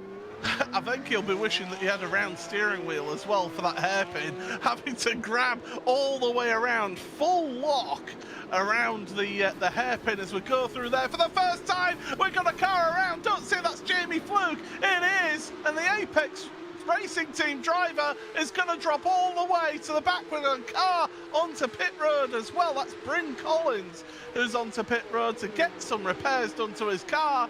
Well, there's drama, there's chaos, there's panic, and there's disorder. And this is exactly what you, the audience, voted for in the track. Oh, this is Zach Campbell. It is. He's into the wall, and I do feel that it was maybe pushed there. Who by? I don't know. Now Vecchio goes around at the fountain. What on earth is happening out there?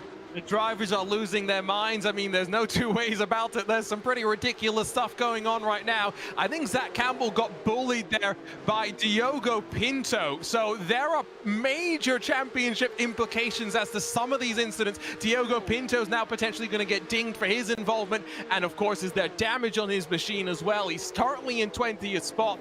I mean, Sebastian Job has not enjoyed maybe the calmest start to the season, Paul, but he is being brought right back into the championship fight, except wait, who's behind him? Ding dong, there's Charlie Collins. Oh, Charlie Collins, well, I mean, he came into this round this week just 2 points behind Diogo Pinto did Charlie Collins. We look at the live points right now, and it is Charlie Collins who's got a 6-point lead. If they finished where they are right now over Jordan Caruso, and then Sebastian Job is up to 3rd place if he finishes where they are. Pinto from the lead of the championship down to 4th place. So he really is having a nightmare out there. Do you know what? Last season we saw Pinto only have one bad race. Not a bad round, just one bad race. This week he is having a bad week. I think this is where Charlie Collins is just going to be so relieved, right, that he's going to get through this round of the championship safely. Charlie Collins, someone that we saw break onto the scene in 2020 on his way to the World Championship. His first season here, finished in 3rd at the end of 2021, 5th at the end of last year. So I think just maybe showing us that the 2021 speed was him putting it all together, and now looking like he's going to be able to do that once again, consistently at the front, 2nd in the points like you mentioned. But you saw the live points. It was a major margin that Caruso and Collins are starting to build over those behind. It's still very early in this championship. There are no drop rounds to consider. You cannot let anyone run away with the title. No, you certainly cannot. And I mean, Sebastian Job currently at the front of the field. He's yet to get a podium this season. He's only had, his best result was actually 2 4th places last time out at Circuit Manicourt. So Sebastian, right now, he wants to get himself a win. Is that Julian Sonin? It is. Down the inside into turn number 1. So Sonin moving up to 17th ahead of Gustavo Ariel in 18th place. Matthias Stuckback, he's lost 7 places from where he started in this race. He's down to 19th in all of this. Wow. We'll take a quick recap of where we stand right now. Job at the front with Johan Half 2nd, Charlie Collins 3rd ahead of Jordan Caruso. His fellow Australian Cooper Webster in 5th ahead of Alessandro Bica. Your race 1 winner is Simone Marciano with Christopher Dambitz rounding out your top 8 here in this main race. But we're only on lap 4, Arjuna, and here comes your replays of lap number 1. So someone... Is that Cooper Webster that gets into the back of Bryn Collins? Yes, I think it was. He's who sends Zelensky into the wall, who gets a bit of a shove after that by, I think that would have been Marceno who was going on through. That's the first, again, of many replays, because they continue to find ways to trip over one another all the way through the first lap. And finally, seemingly, it settled down for the time being, but it took them a while to get all of those nerves or thoughts of chaos, I guess, out of their mind. I think the drivers kind of forget that we don't go bowling until Watkins Glen in a few weeks' time in this series. So, yeah, getting in a little bit early with the bowling here in this championship as we go through and carry on. As you say, though, things have settled down here at the front. Job has pulled away at the front here by 1.5 seconds. Here's a look then at what happened from Cooper Webster's point of view. So let's see if that is the case. Oh no, it was the Altus car that got into him. It was Marchen. No, it's Caruso. Wow, there we go. So, if we can get a look from up above, I'm going to send my request to the iRacing production team. Please and thank you. I will send you all cookies after this. We really need to see how they were all fanned out, because from the first angle we saw, it did kind of look like Webster was directly behind Zelensky. And to clarify, I saw some comments in the Porsche Twitch chat, if you're watching on the iRacing Esports Network. It was Bryn Collins that got tagged in that, not Charlie Collins. Bryn Collins is 29 and back in the pit lane. Charlie Collins is up in 3rd, if you needed a clarification there. Yeah, it is, and so that is what is happening out there. By the way, Arjuna, you don't know this because you're only new to the series this season, but they will hold you. They will hold you to that promise of cookies. I'm good for it. Donuts, cookies, whatever it is. Let's go and take a look at this one, and let's see from up above exactly what goes on here. So into the corner. It is the Coanda car that actually comes across the road. So was that Charlie Collins putting the fade on Bryn Collins? No, it was Zelensky. Excuse me. Yep, there we go. We got there. I was the one with the brain fade there. Well, we got there in the end. That's the main thing. But yeah, after a really good result in that opening race, to be out of the race in the pit lane for Bryn Collins. Yeah, that's not ideal. Suboptimal is what we like to say. So the drivers are still sorting ourselves out here. We will get more looks at what on earth happened out there, because lap one there was so much happened. It was a case of where do you look? You need eyes in the back of your head in this series. But one driver, I was about to say he's pulling away, he's not. Johan Harp is actually catching up to your race leader Sebastian Job, and on that last lap was about 0.2 quicker than Sebastian. So Johan Harp has got a bit of a shift on at the moment. I feel like we should bring it up, Paul. Johan Harth was the subject of Zach Campbell's ire 2 weeks ago at Magny-Cours, right after what happened in that main race at the hairpin. That took, unfortunately, Zach Campbell out. We talked to him. He directed some words the way of Johan Harth and Jamie Fluke, who we're going to grab a look at here in towards the hairpin. Was not impressed by the way they drove. I think Harth came in here with something to prove. Where exactly is Jamie Fluke relative to Gustavo Ariel? It's just filtering and funneling down in through the hairpin. Maybe Jamie could have left a little bit more room. Maybe Gustavo could have been a little bit tighter. But fortunately, not as dramatic and not as fatal in some cases as it was for Diogo Pinto in race number 1 of the evening. Yeah, so that was how Fluke ended up the wrong way around and had to give it a boot full of throttle and dump the clutch to get that car back facing the correct direction. But yeah, Harth right now, he is on a good week. I mean, I think it's fair to say that he's not had the start to the season that he would have wanted. Okay, he got a 6th place at Hockenheim in the main race, did Johan. But the rest of the season he's been 16th, 12th, 23rd. He's not had a good season, whereas right now, today, he's on for some really good results. He would have been on for a better result in that sprint race. It wasn't for cutting across the inside of turn 5. And I will say, as a strong advocate for strict track limits, I fully commend the iRacing service for giving that penalty. I feel like Johan's been a bit up and down over the course of the last few years. Yes, last year he had a decent run, automatically locked himself back into the series, but the year before, 2 consecutive years coming in where he was outside of the top 15.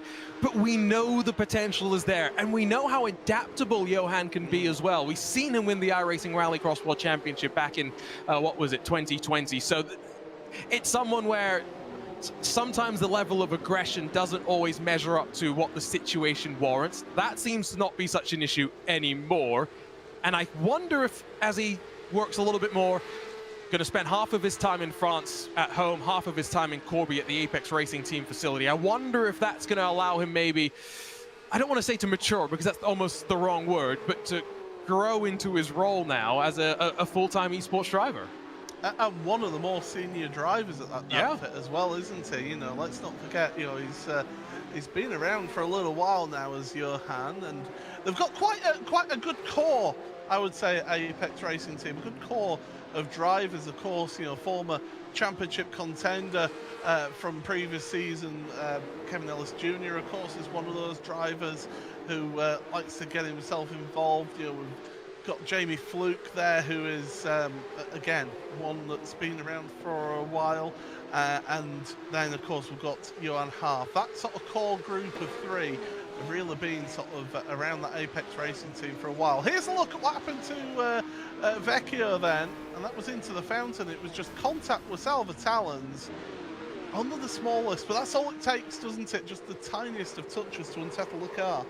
Yeah, poor Salva Talons, fortunately not talking to us again during the race, but he's running down in 26th position, at least for the time being. Quintin Violate, after being embroiled in a bit of turmoil in the first race, now on the back of Christopher Dambitz in that Fire Sim Sport number 10. And of course, Fire Sim Sport's numbers bolstered by the arrival of Matthias Stokeback. I'm going to be curious to see how their operation now fares, Paul, with 4 entries in the series.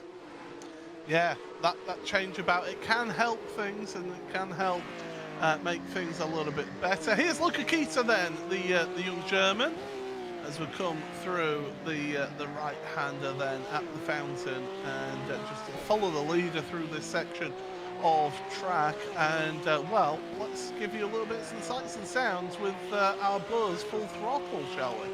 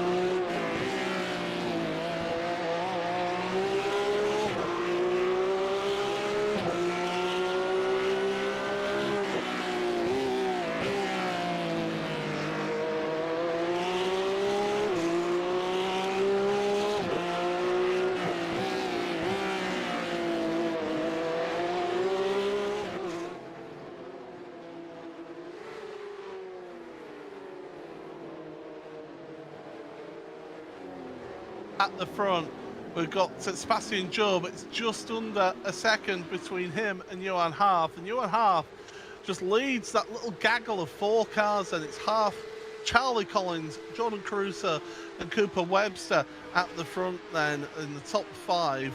They're only covered by 2.5 seconds between first and 5th place. So, you know, don't count this one out yet. This might be a little bit of a slow burner. And one thing these drivers are going to have to contend with is just looking after their tyres around here, because you think a lot of low-speed corners, you've got to get on the brakes and then get on the power, so you're putting a lot of heat and temperature through, especially those rear tyres, aren't you, Arjuna?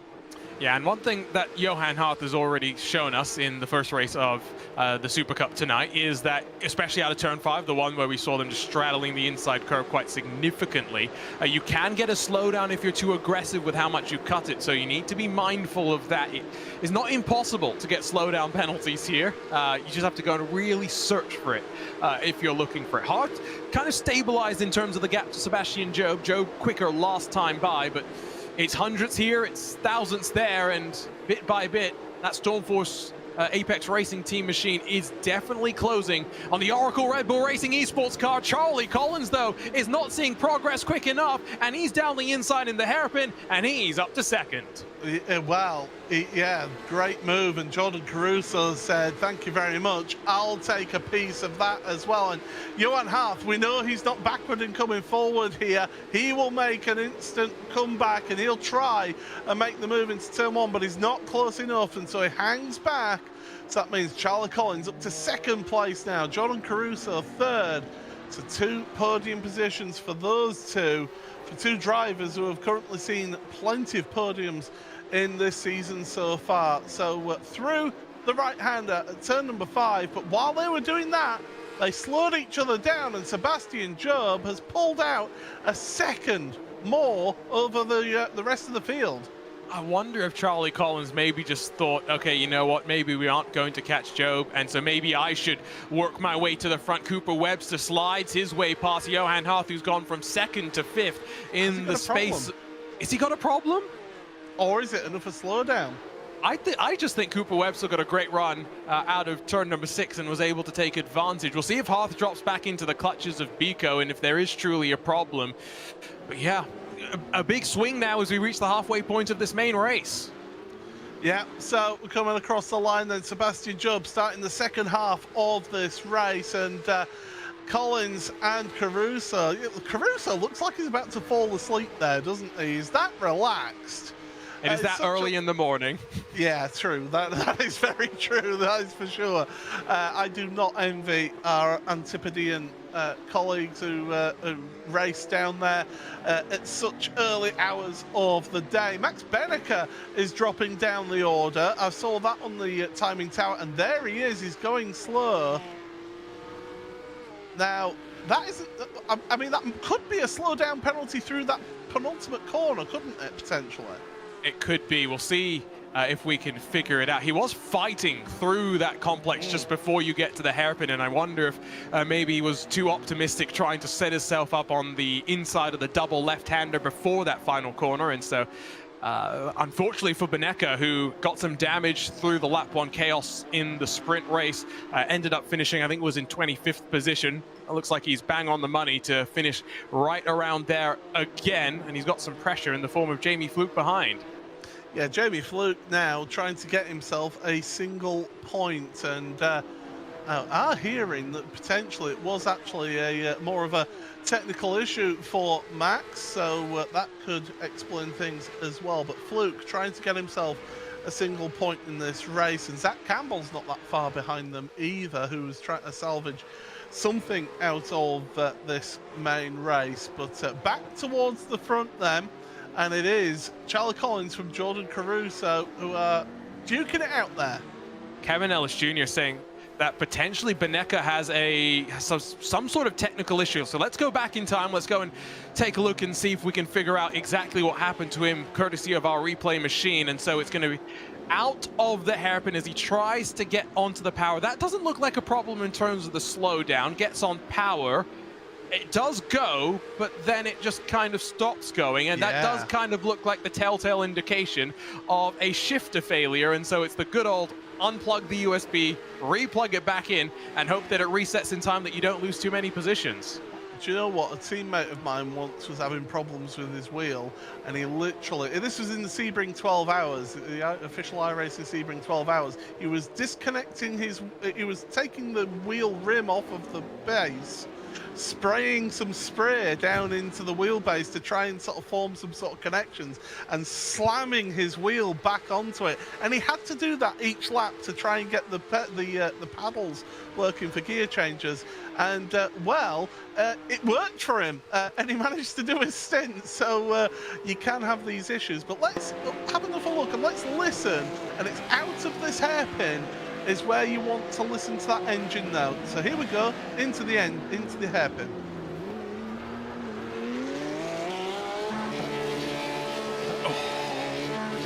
It's the painful sound of a car just bouncing off of the rev limiter with nothing to do, and you could hear it when it goes into gear. It goes back into the song that it's meant to be singing. Oh, poor Max. That probably cost him at least 10 positions, because he was running up inside about the top 15 at the time.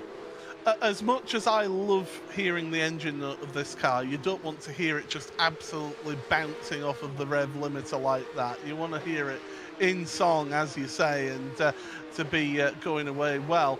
Charlie Collins has caught up time, it's worth pointing out, to Sebastian Job. Now, is that Sebastian Job just managing things at the front and just managing his tyres maybe looking after things? Here is a driver, Christopher Dambit, who knows his way around this championship. He's been missing last season, but he's back here in the championship, and he finds himself right now in the R8G Esports car in 8th place, and going well so far at this point in time. Yeah, the former Red Line driver, that of course has been paired with the likes of Benneker in the past. Now, of course, with Fire Sim Sport, as we ride on board with him, being chased down by Via Latte behind. Always interested to see how drivers respond to various team switch-ups. Danbeats seems to have found a pretty nice home, along with the likes of Nielsen back and now Stoke back, of course, joining the team as well. So going to be very curious to see how he continues to develop over the course of the season. I want to go back very quickly, though, to Sebastian Job, Paul, because you are one of the voices not just of the Porsche Tag Heuer Esports Supercup, you're also one of the voices of the Porsche Esports Carrera Cup Great Britain, where we have seen in consecutive weeks Sebastian Job somewhat putting himself into situations he doesn't need to be in, and then getting taken out, unfortunately, and scoring minimal points in the second races. it's a mindset that somehow it feels like Seb sometimes gets in. It's great to see that at least today he wasn't in that. You saw the frustration in qualifying, but didn't let it get to him. Yeah, he didn't at all, and he worked hard, got himself that 7th place finish in the sprint race here. But here in this main race, finds himself at the front, and yeah, he's just holding on to that place. And by the way, you are absolutely right there, Arjuna. It is Fire that Dambit races for, getting me the car colours and team names mixed up there earlier on. But he has got the RH Esports car of Quentin Violate right behind, and we've seen how aggressive Violate is. In fact, you can physically see how aggressive Violate is by the flattened nose of that Porsche, telltale sign that he's being into the back end of somebody. Yeah, no, I mentioned the accordion, right? The concertina. It just happens so much more significantly at this track because through a lot of the corners, there are multiple different lines. Like, for example, there out of 6, you'll see some take it tighter, some sweep out wide. Even through here, I don't feel as confident as some of my teammates as getting all the way out to the outside of the tire wall. But we check back in at the very front. Charlie Collins felt the need to make a lunge into the hairpin to get past Johan Harth. Well, he's brought the gap down to Job to under 1 second with 8 laps still left to go here at Long Beach. One thing that could help Job out here, though, is that Cooper Webster, his teammate, is in 4th place, so he could come into play here in this series and, in this race. And in this series, well, we don't need gimmicks of DRS. We've got pure racing action right here. So, yes, they're within a second, but Collins, Charlie that is giving himself a bit of a challenge and a bit of a hope of trying to get himself a race win here in this race. Yeah, and Charlie Collins, I think now is just going to be, if I was in Collins' ear, if I'm Philip Stamm, team manager at VRS Coanda, I'm saying it doesn't matter 2nd or 3rd, realistically. The closest championship rival, at least in terms of live points, not factoring any race control decisions after this, is Caruso. And Caruso is involved in some of what we've already seen so far today in terms of the action that race control is going to take a look at. Then there was like 30, 40 points back to Joe. There is a big margin. Charlie Collins sits in a very interesting position in a race weekend, Paul, that may prove to be defining to the story of the championship. Yeah, it is early on. You said it earlier in the commentary. It is early in the championship, but you can set up a championship run in the early stages of a season. Get yourself some good championship points at the start of the season. It builds yourself that foundation to then go on and push on throughout the season. It's best to be leading from the front than chasing. And right now, Charlie Collins, he is in that position, but he doesn't want to get involved in any shenanigans here with Charlie Caruso, or indeed Cooper Webster, who's behind Caruso. So Collins has got to be careful to a degree as well.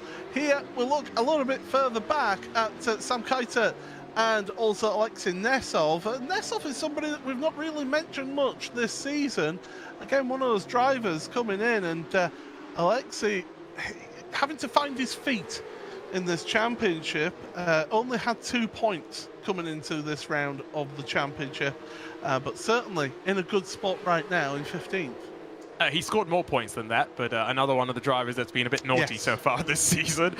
Yeah, both Keuter and Nesov have struggled to fire themselves off just yet. In terms of the Urano Esports trio, I think it is fair to say that Luca Keita's been in the mid-pack and getting points on the board to where he's in the top 15 in the equation to maintain his Super Cup license, but Nesov, Keuter, they need a little bit more luck. It's a 3-car effort for Urano this year. Don't forget, last year it was Keuter by himself who was campaigning under the Urano Esports flag. He's no longer the rookie. He's got 2 teammates to help him work through data as well. And so this is a good opportunity for Nesov to maybe try and put the carnage of the first 2 weeks behind him and focus on the results. It's also worth mentioning as well, there is 10 rookies out there officially in the series this season. Oscar Mangun came into this round as the leader of the rookies, but Lassie Bach is certainly involved in that battle for the best of the rookies. Now, Lassie he's not finishing this race. He's out.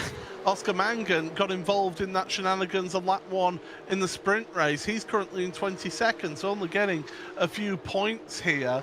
Luca Kita, you mentioned it, he's just been in and around that mid-table, that mid part of the grid, and he's been working his way through, so he could be a dark horse for the best of the rookies. Meanwhile, at the front, 6 laps to go. Well, chalk that, because when they come across the line, it'll be 5 laps to go here in the main race of the Porsche Tag Heuer Esports Supercup, round number 3 here from Long Beach, California. And it is Sebastian Job at the front of the field right now, leading this one from Charlie Collins. Jordan Caruso, 3rd place. Well, he had a really good qualifying. Didn't get the win in the sprint race, but got himself a 2nd place in the sprint race. He was delighted with that. But Cooper Webster behind his fellow Australian right now will be hoping to move some way forward in this this little gaggle of cars. Johan Haaf, well, he settled himself down in 5th place, but he is off the back of these by 3 seconds. Alessandro Bica in 6th place ahead of your sprint race winner Simone Maria Marchena in 7th place, and Christopher Dambitz is 8th place. We're going to get another look at a replay here then, Arjuna, of Cooper. No, we're going to, sorry, not a replay, sorry. We're going to get another on board then. Cooper Webster is in 4th place. Let's go. Some more Buzz Full Throttle.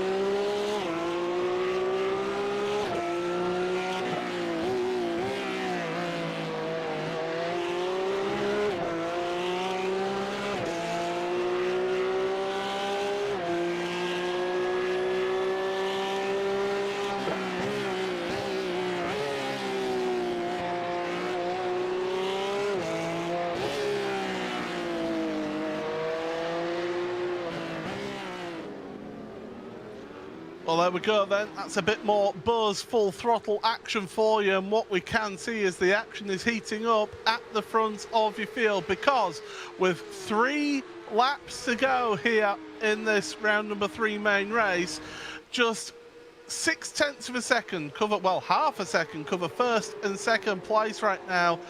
I think Charlie Collins really needs to pull out a couple of godlike laps to really put the pressure on Sebastian Job into that final lap. Yeah, absolutely. And again, I'm just going to go back to the point where I don't think Collins is going to risk it with a all or nothing move on the final lap, like maybe we saw in the All-Star Series. I think it's more likely that we're going to see a more measured approach out of him as they continue to fight for the lead. They're still stacked up behind Dambitz in that Fire Sim Sport car, by the way, as well. Zelensky, after starting on pole position for this main race, still on course to get a top 10, which I guess all things considered for Bobby is still going to be a decent haul of points and a decent result to add to the calendar, I guess, so far in 2023. Yeah, certainly it's looking a good points haul indeed, but yeah, you're absolutely right. A stack of cars behind Dambitz, and it is a train. We're all aboard not the trolley train, but the Dambitz train here for that 8th place, and be intriguing to see if there's any moves made across the line. Sebastian Job, a 1:19.256. Charlie Collins, a 1:19.138. Jordan Caruso, 1:19.088. So 2nd and 3rd quicker than your race leader. But we've seen it's difficult to overtake around this track, and you've got to make that move and make it stick. So Sebastian Job right now, he is feeling a little bit of the pressure here, I do imagine. Jordan Caruso, well, he's just nice laid-back approach to this. Nice and calm, not using any more energy than he has to here in this one. And that can be key around tracks like this, can't it, Arjuna? Not wasting energy, sort of leaning forward and really getting into it. Just be nice and relaxed and be at one with the car. So it is going on 7:17 in the morning in Australia. Let's say Jordan Caruso woke up 4 hours ago to start getting himself mentally prepared. It means he set his alarm properly for 3 o'clock in the morning. It is abnormal to get your body ready for competition at that sort of a time, especially if you're not practicing at that sort of a time consistently. But he's calm, he's cool, collected. In front of him, though, Charlie Collins has latched onto the back of Sebastian Job with one final lap to go. Does the Coandas Esport driver have enough to go for the look? Or does the Oracle Red Bull Racing Esports driver grab his first victory of the campaign? Well, Sebastian Job is the one in the lead. He's the one who dictates where this pace goes. You can see how much force Sebastian has to cope with through his steering wheel with that view that we get. Charlie Collins, different line through 4 into turn number 5. Can he carry the speed through 5? Through into turn number 6. He's not really gaining on Sebastian. Sebastian holding different lines again into turn number 6. Get the speed through the corner. The back end of Job's car was just kicking out just that little bit through turn 6. Through 8 they go. Down this back straight now. Time is running out for Charlie Collins to make a move. Sebastian Job, though, you can see the focus, you can see the concentration on his face. He's just got to hold his line, hold his nerve, get his braking absolutely spot on into the hairpin. Caruso looks to the outside of Collins, but it's going to be Sebastian Job. Look what it means to the young Englishman. Across the line he comes to take victory here in the main race in the Porsche Tag Heuer Esports Supercup round number 3. Sensational stuff from Sebastian. Dambits, is he going to hold on for 8th place in this one? He's had a train of cars behind him all the way through this race, and he does. He holds on for 8th place here in this one. The final few cars are going to come across the line here, but that was simply, well, it was relief. It was redemption for Sebastian Job. He's delighted that he wins that race here today. But my goodness, that was a dramatic round of the Porsche Tag Heuer Esports Supercup. And well, we will take you into the Buzz post-race show, and we will have a look at the provisional results here for round number 3, main race here in the championship. And it is Sebastian Job by 0.4 of a second over Charlie Collins in 2nd place, with Jordan Caruso 3rd ahead of Cooper Webster 4th. Johan Harth, he had a good start, but then dropped back to 5th place ahead of Alessandro Bica, with sprint race winner Simone Maria Marcheno rounding out in 7th place. Christopher Dambits, Quinta Violette, and Bobby Zelensky round out the top 10. Kevin Nielsen with Sarika, Keita, Kaita, Nesov, Sonin, Stuckbeck, your former champion Pinto in 18th in the end ahead of Ariel and Reiner, with Sanchez, Mangan, Beneke, Talons and Fluke, the last of your point scorers. And well, Zach Campbell just 1 place outside of the points. Here's how your live championship standings show right now, and it's just 3 points between Charlie Collins and Jordan Caruso. But look at that gap now between Pinto and Job and those leaders. 51 points separating those. Zach Campbell, well, he has dropped down the order. He was 4th place coming into this round. He's now 94 points back of the championship leader. But Arjuna, you're going to talk to our race winner. Sebastian Job, you're a race winner once again, and we could see what it meant to you. It's been an up and down start to the season. Porsche Esports Carrera Cup Great Britain has not always gone your way as well. How much does it mean to be back on top, though? Yeah, it's just a big relief more than anything. I think I was pretty fortunate today, to be honest. Pace clearly was not good, but I kind of got lucky with the qualifying near P8. Had a fortunate lap 1 in race 1 and held position. And then yeah, just kind of didn't have to do a whole lot other than pumping the laps in the main race. But clearly, I have some massive work to do because the pace was atrocious. And it's been like that for every round so far. And I thought I made some progress, but clearly not. So yeah, I'm just glad to minimize the damage, but there's still a lot of work that needs to be done. It's a championship round that has thrown things all the way for a toss. I do have to ask you, though, I'm sure part of you wants to go focus on our race next time out at the Circuit of the Americas. Do you have to go drive to the factory now to go and get ready to get the car better based on what what Max and Checo have been saying overnight? No, luckily they have someone else in for this this race, so I'm all good. I'm free to focus on the next round of this. Gotcha. Well, congratulations, Seb. Great to see a smile back on your face once again, and can't wait to see you back on track when we head to Texas. Thank you. We'll go from Sebastian Job to Charlie Collins, who looks like he's getting ready to mount a title challenge if he can survive the chaos here and continue to be consistent. Our new championship leader, Charlie, how are you feeling about everything you saw in the rearview mirror? Oh, guys, that felt like a win. I'll be honest. Coming into this race, I had such low confidence. I think, yeah, we seen in testing that maybe we weren't that fast. So honestly, I'm so happy with that. And I saw, in my rear mirror, I saw a lot of carnage, which is unfortunate. I mean, as we now look forward, we've got Circuit of the Americas coming up next, but most significantly, the fact is that with Diogo, with Zach, and with a handful of others having issues here, there's a championship margin that's starting to be built up just a little bit. How are you now going to approach it from a mindset point of view as we work through the rest of the season? I mean, it's still quite early in the championship, so I think just like normal, I'll be honest. Yeah, I think just carry on doing the same thing. Maybe I need to work on my qualifying, and yeah. I'm being told that you need to hang that art up behind you. That might help you a little bit more on your quest for the championship. Thanks for joining us, Charlie. We'll chat with you hopefully in a few weeks' time. Let's go over, though, to the man that seems to be the one to beat in qualifying. Jordan Caruso grabs his second Tag Heuer pole position award of the season in an Altus 1 and 2. How good did that feel, Jordan? Yeah, that was amazing. Thanks. I mean, when I saw Simone at P1, I was just thrilled because like he's put in so much effort, and to see him finally get a really good result was awesome. And then yeah, I was pretty happy with my lap, and to go P1 again, yeah, I was stoked. And then just tried to stay chill in the sprint. I didn't want to do anything stupid to ruin our race. So yeah, stoked for Simone. You actually had a gap behind you as well in qualifying, which I think was quite significant. Start didn't necessarily go as well in the sprint race, but you were able to position yourself such that in the main race, you were able to get your way back up to the podium, not without a bit of contact and a bit of drama, though.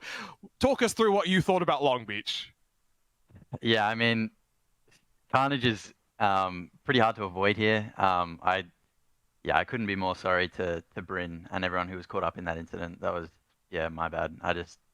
I went in a little bit too deep, and I didn't expect Bryn to break so early, but it's not his fault. I went in too deep, so yeah, couldn't be more sorry to everyone involved in that. But I guess after that point, I just had to put that behind me and drive as well as I could. Charlie had really good pace and made the move on Johan, so I sort of capitalized on that, and the pace was good, and I was just sort of happy to sit third. But yeah, overall, couldn't be happier. And, we put in a lot of effort throughout the whole week and the whole year, and I'm glad to see it's paying off.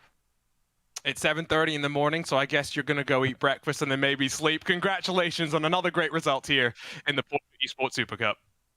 Thanks, man. See you later. Well, let's take a look at where we go next, because it is down to the great state of Texas for Circuit of the Americas in 2 weeks' time. Same time, same place. You do not want to miss that one. It's a completely different circuit. You've gone from the narrow streets to the wide open spaces of Texas. Absolutely. The climb up in towards turn number 1 still going to invite, I think, some sends on the opening lap, but then it's a rather technical first sector, a long straight, and then a technical final sector. It's one where the drivers are going to have to wheel it, and I can't wait to see, with such a dramatic championship shift, how the drivers head into the next round in 2 weeks' time. Yeah, it's certainly going to be a real challenge for those drivers. But my goodness, what drama, what excitement that we saw here today at Long Beach. And it's been a pleasure to have you all along here. It was the community that voted for us to race here at Long Beach today. So thank you all so much for helping us decide which venue we came to. But in 2 weeks' time, we head to Texas. But from everybody here at iRacing and at Porsche, it's goodbye for now.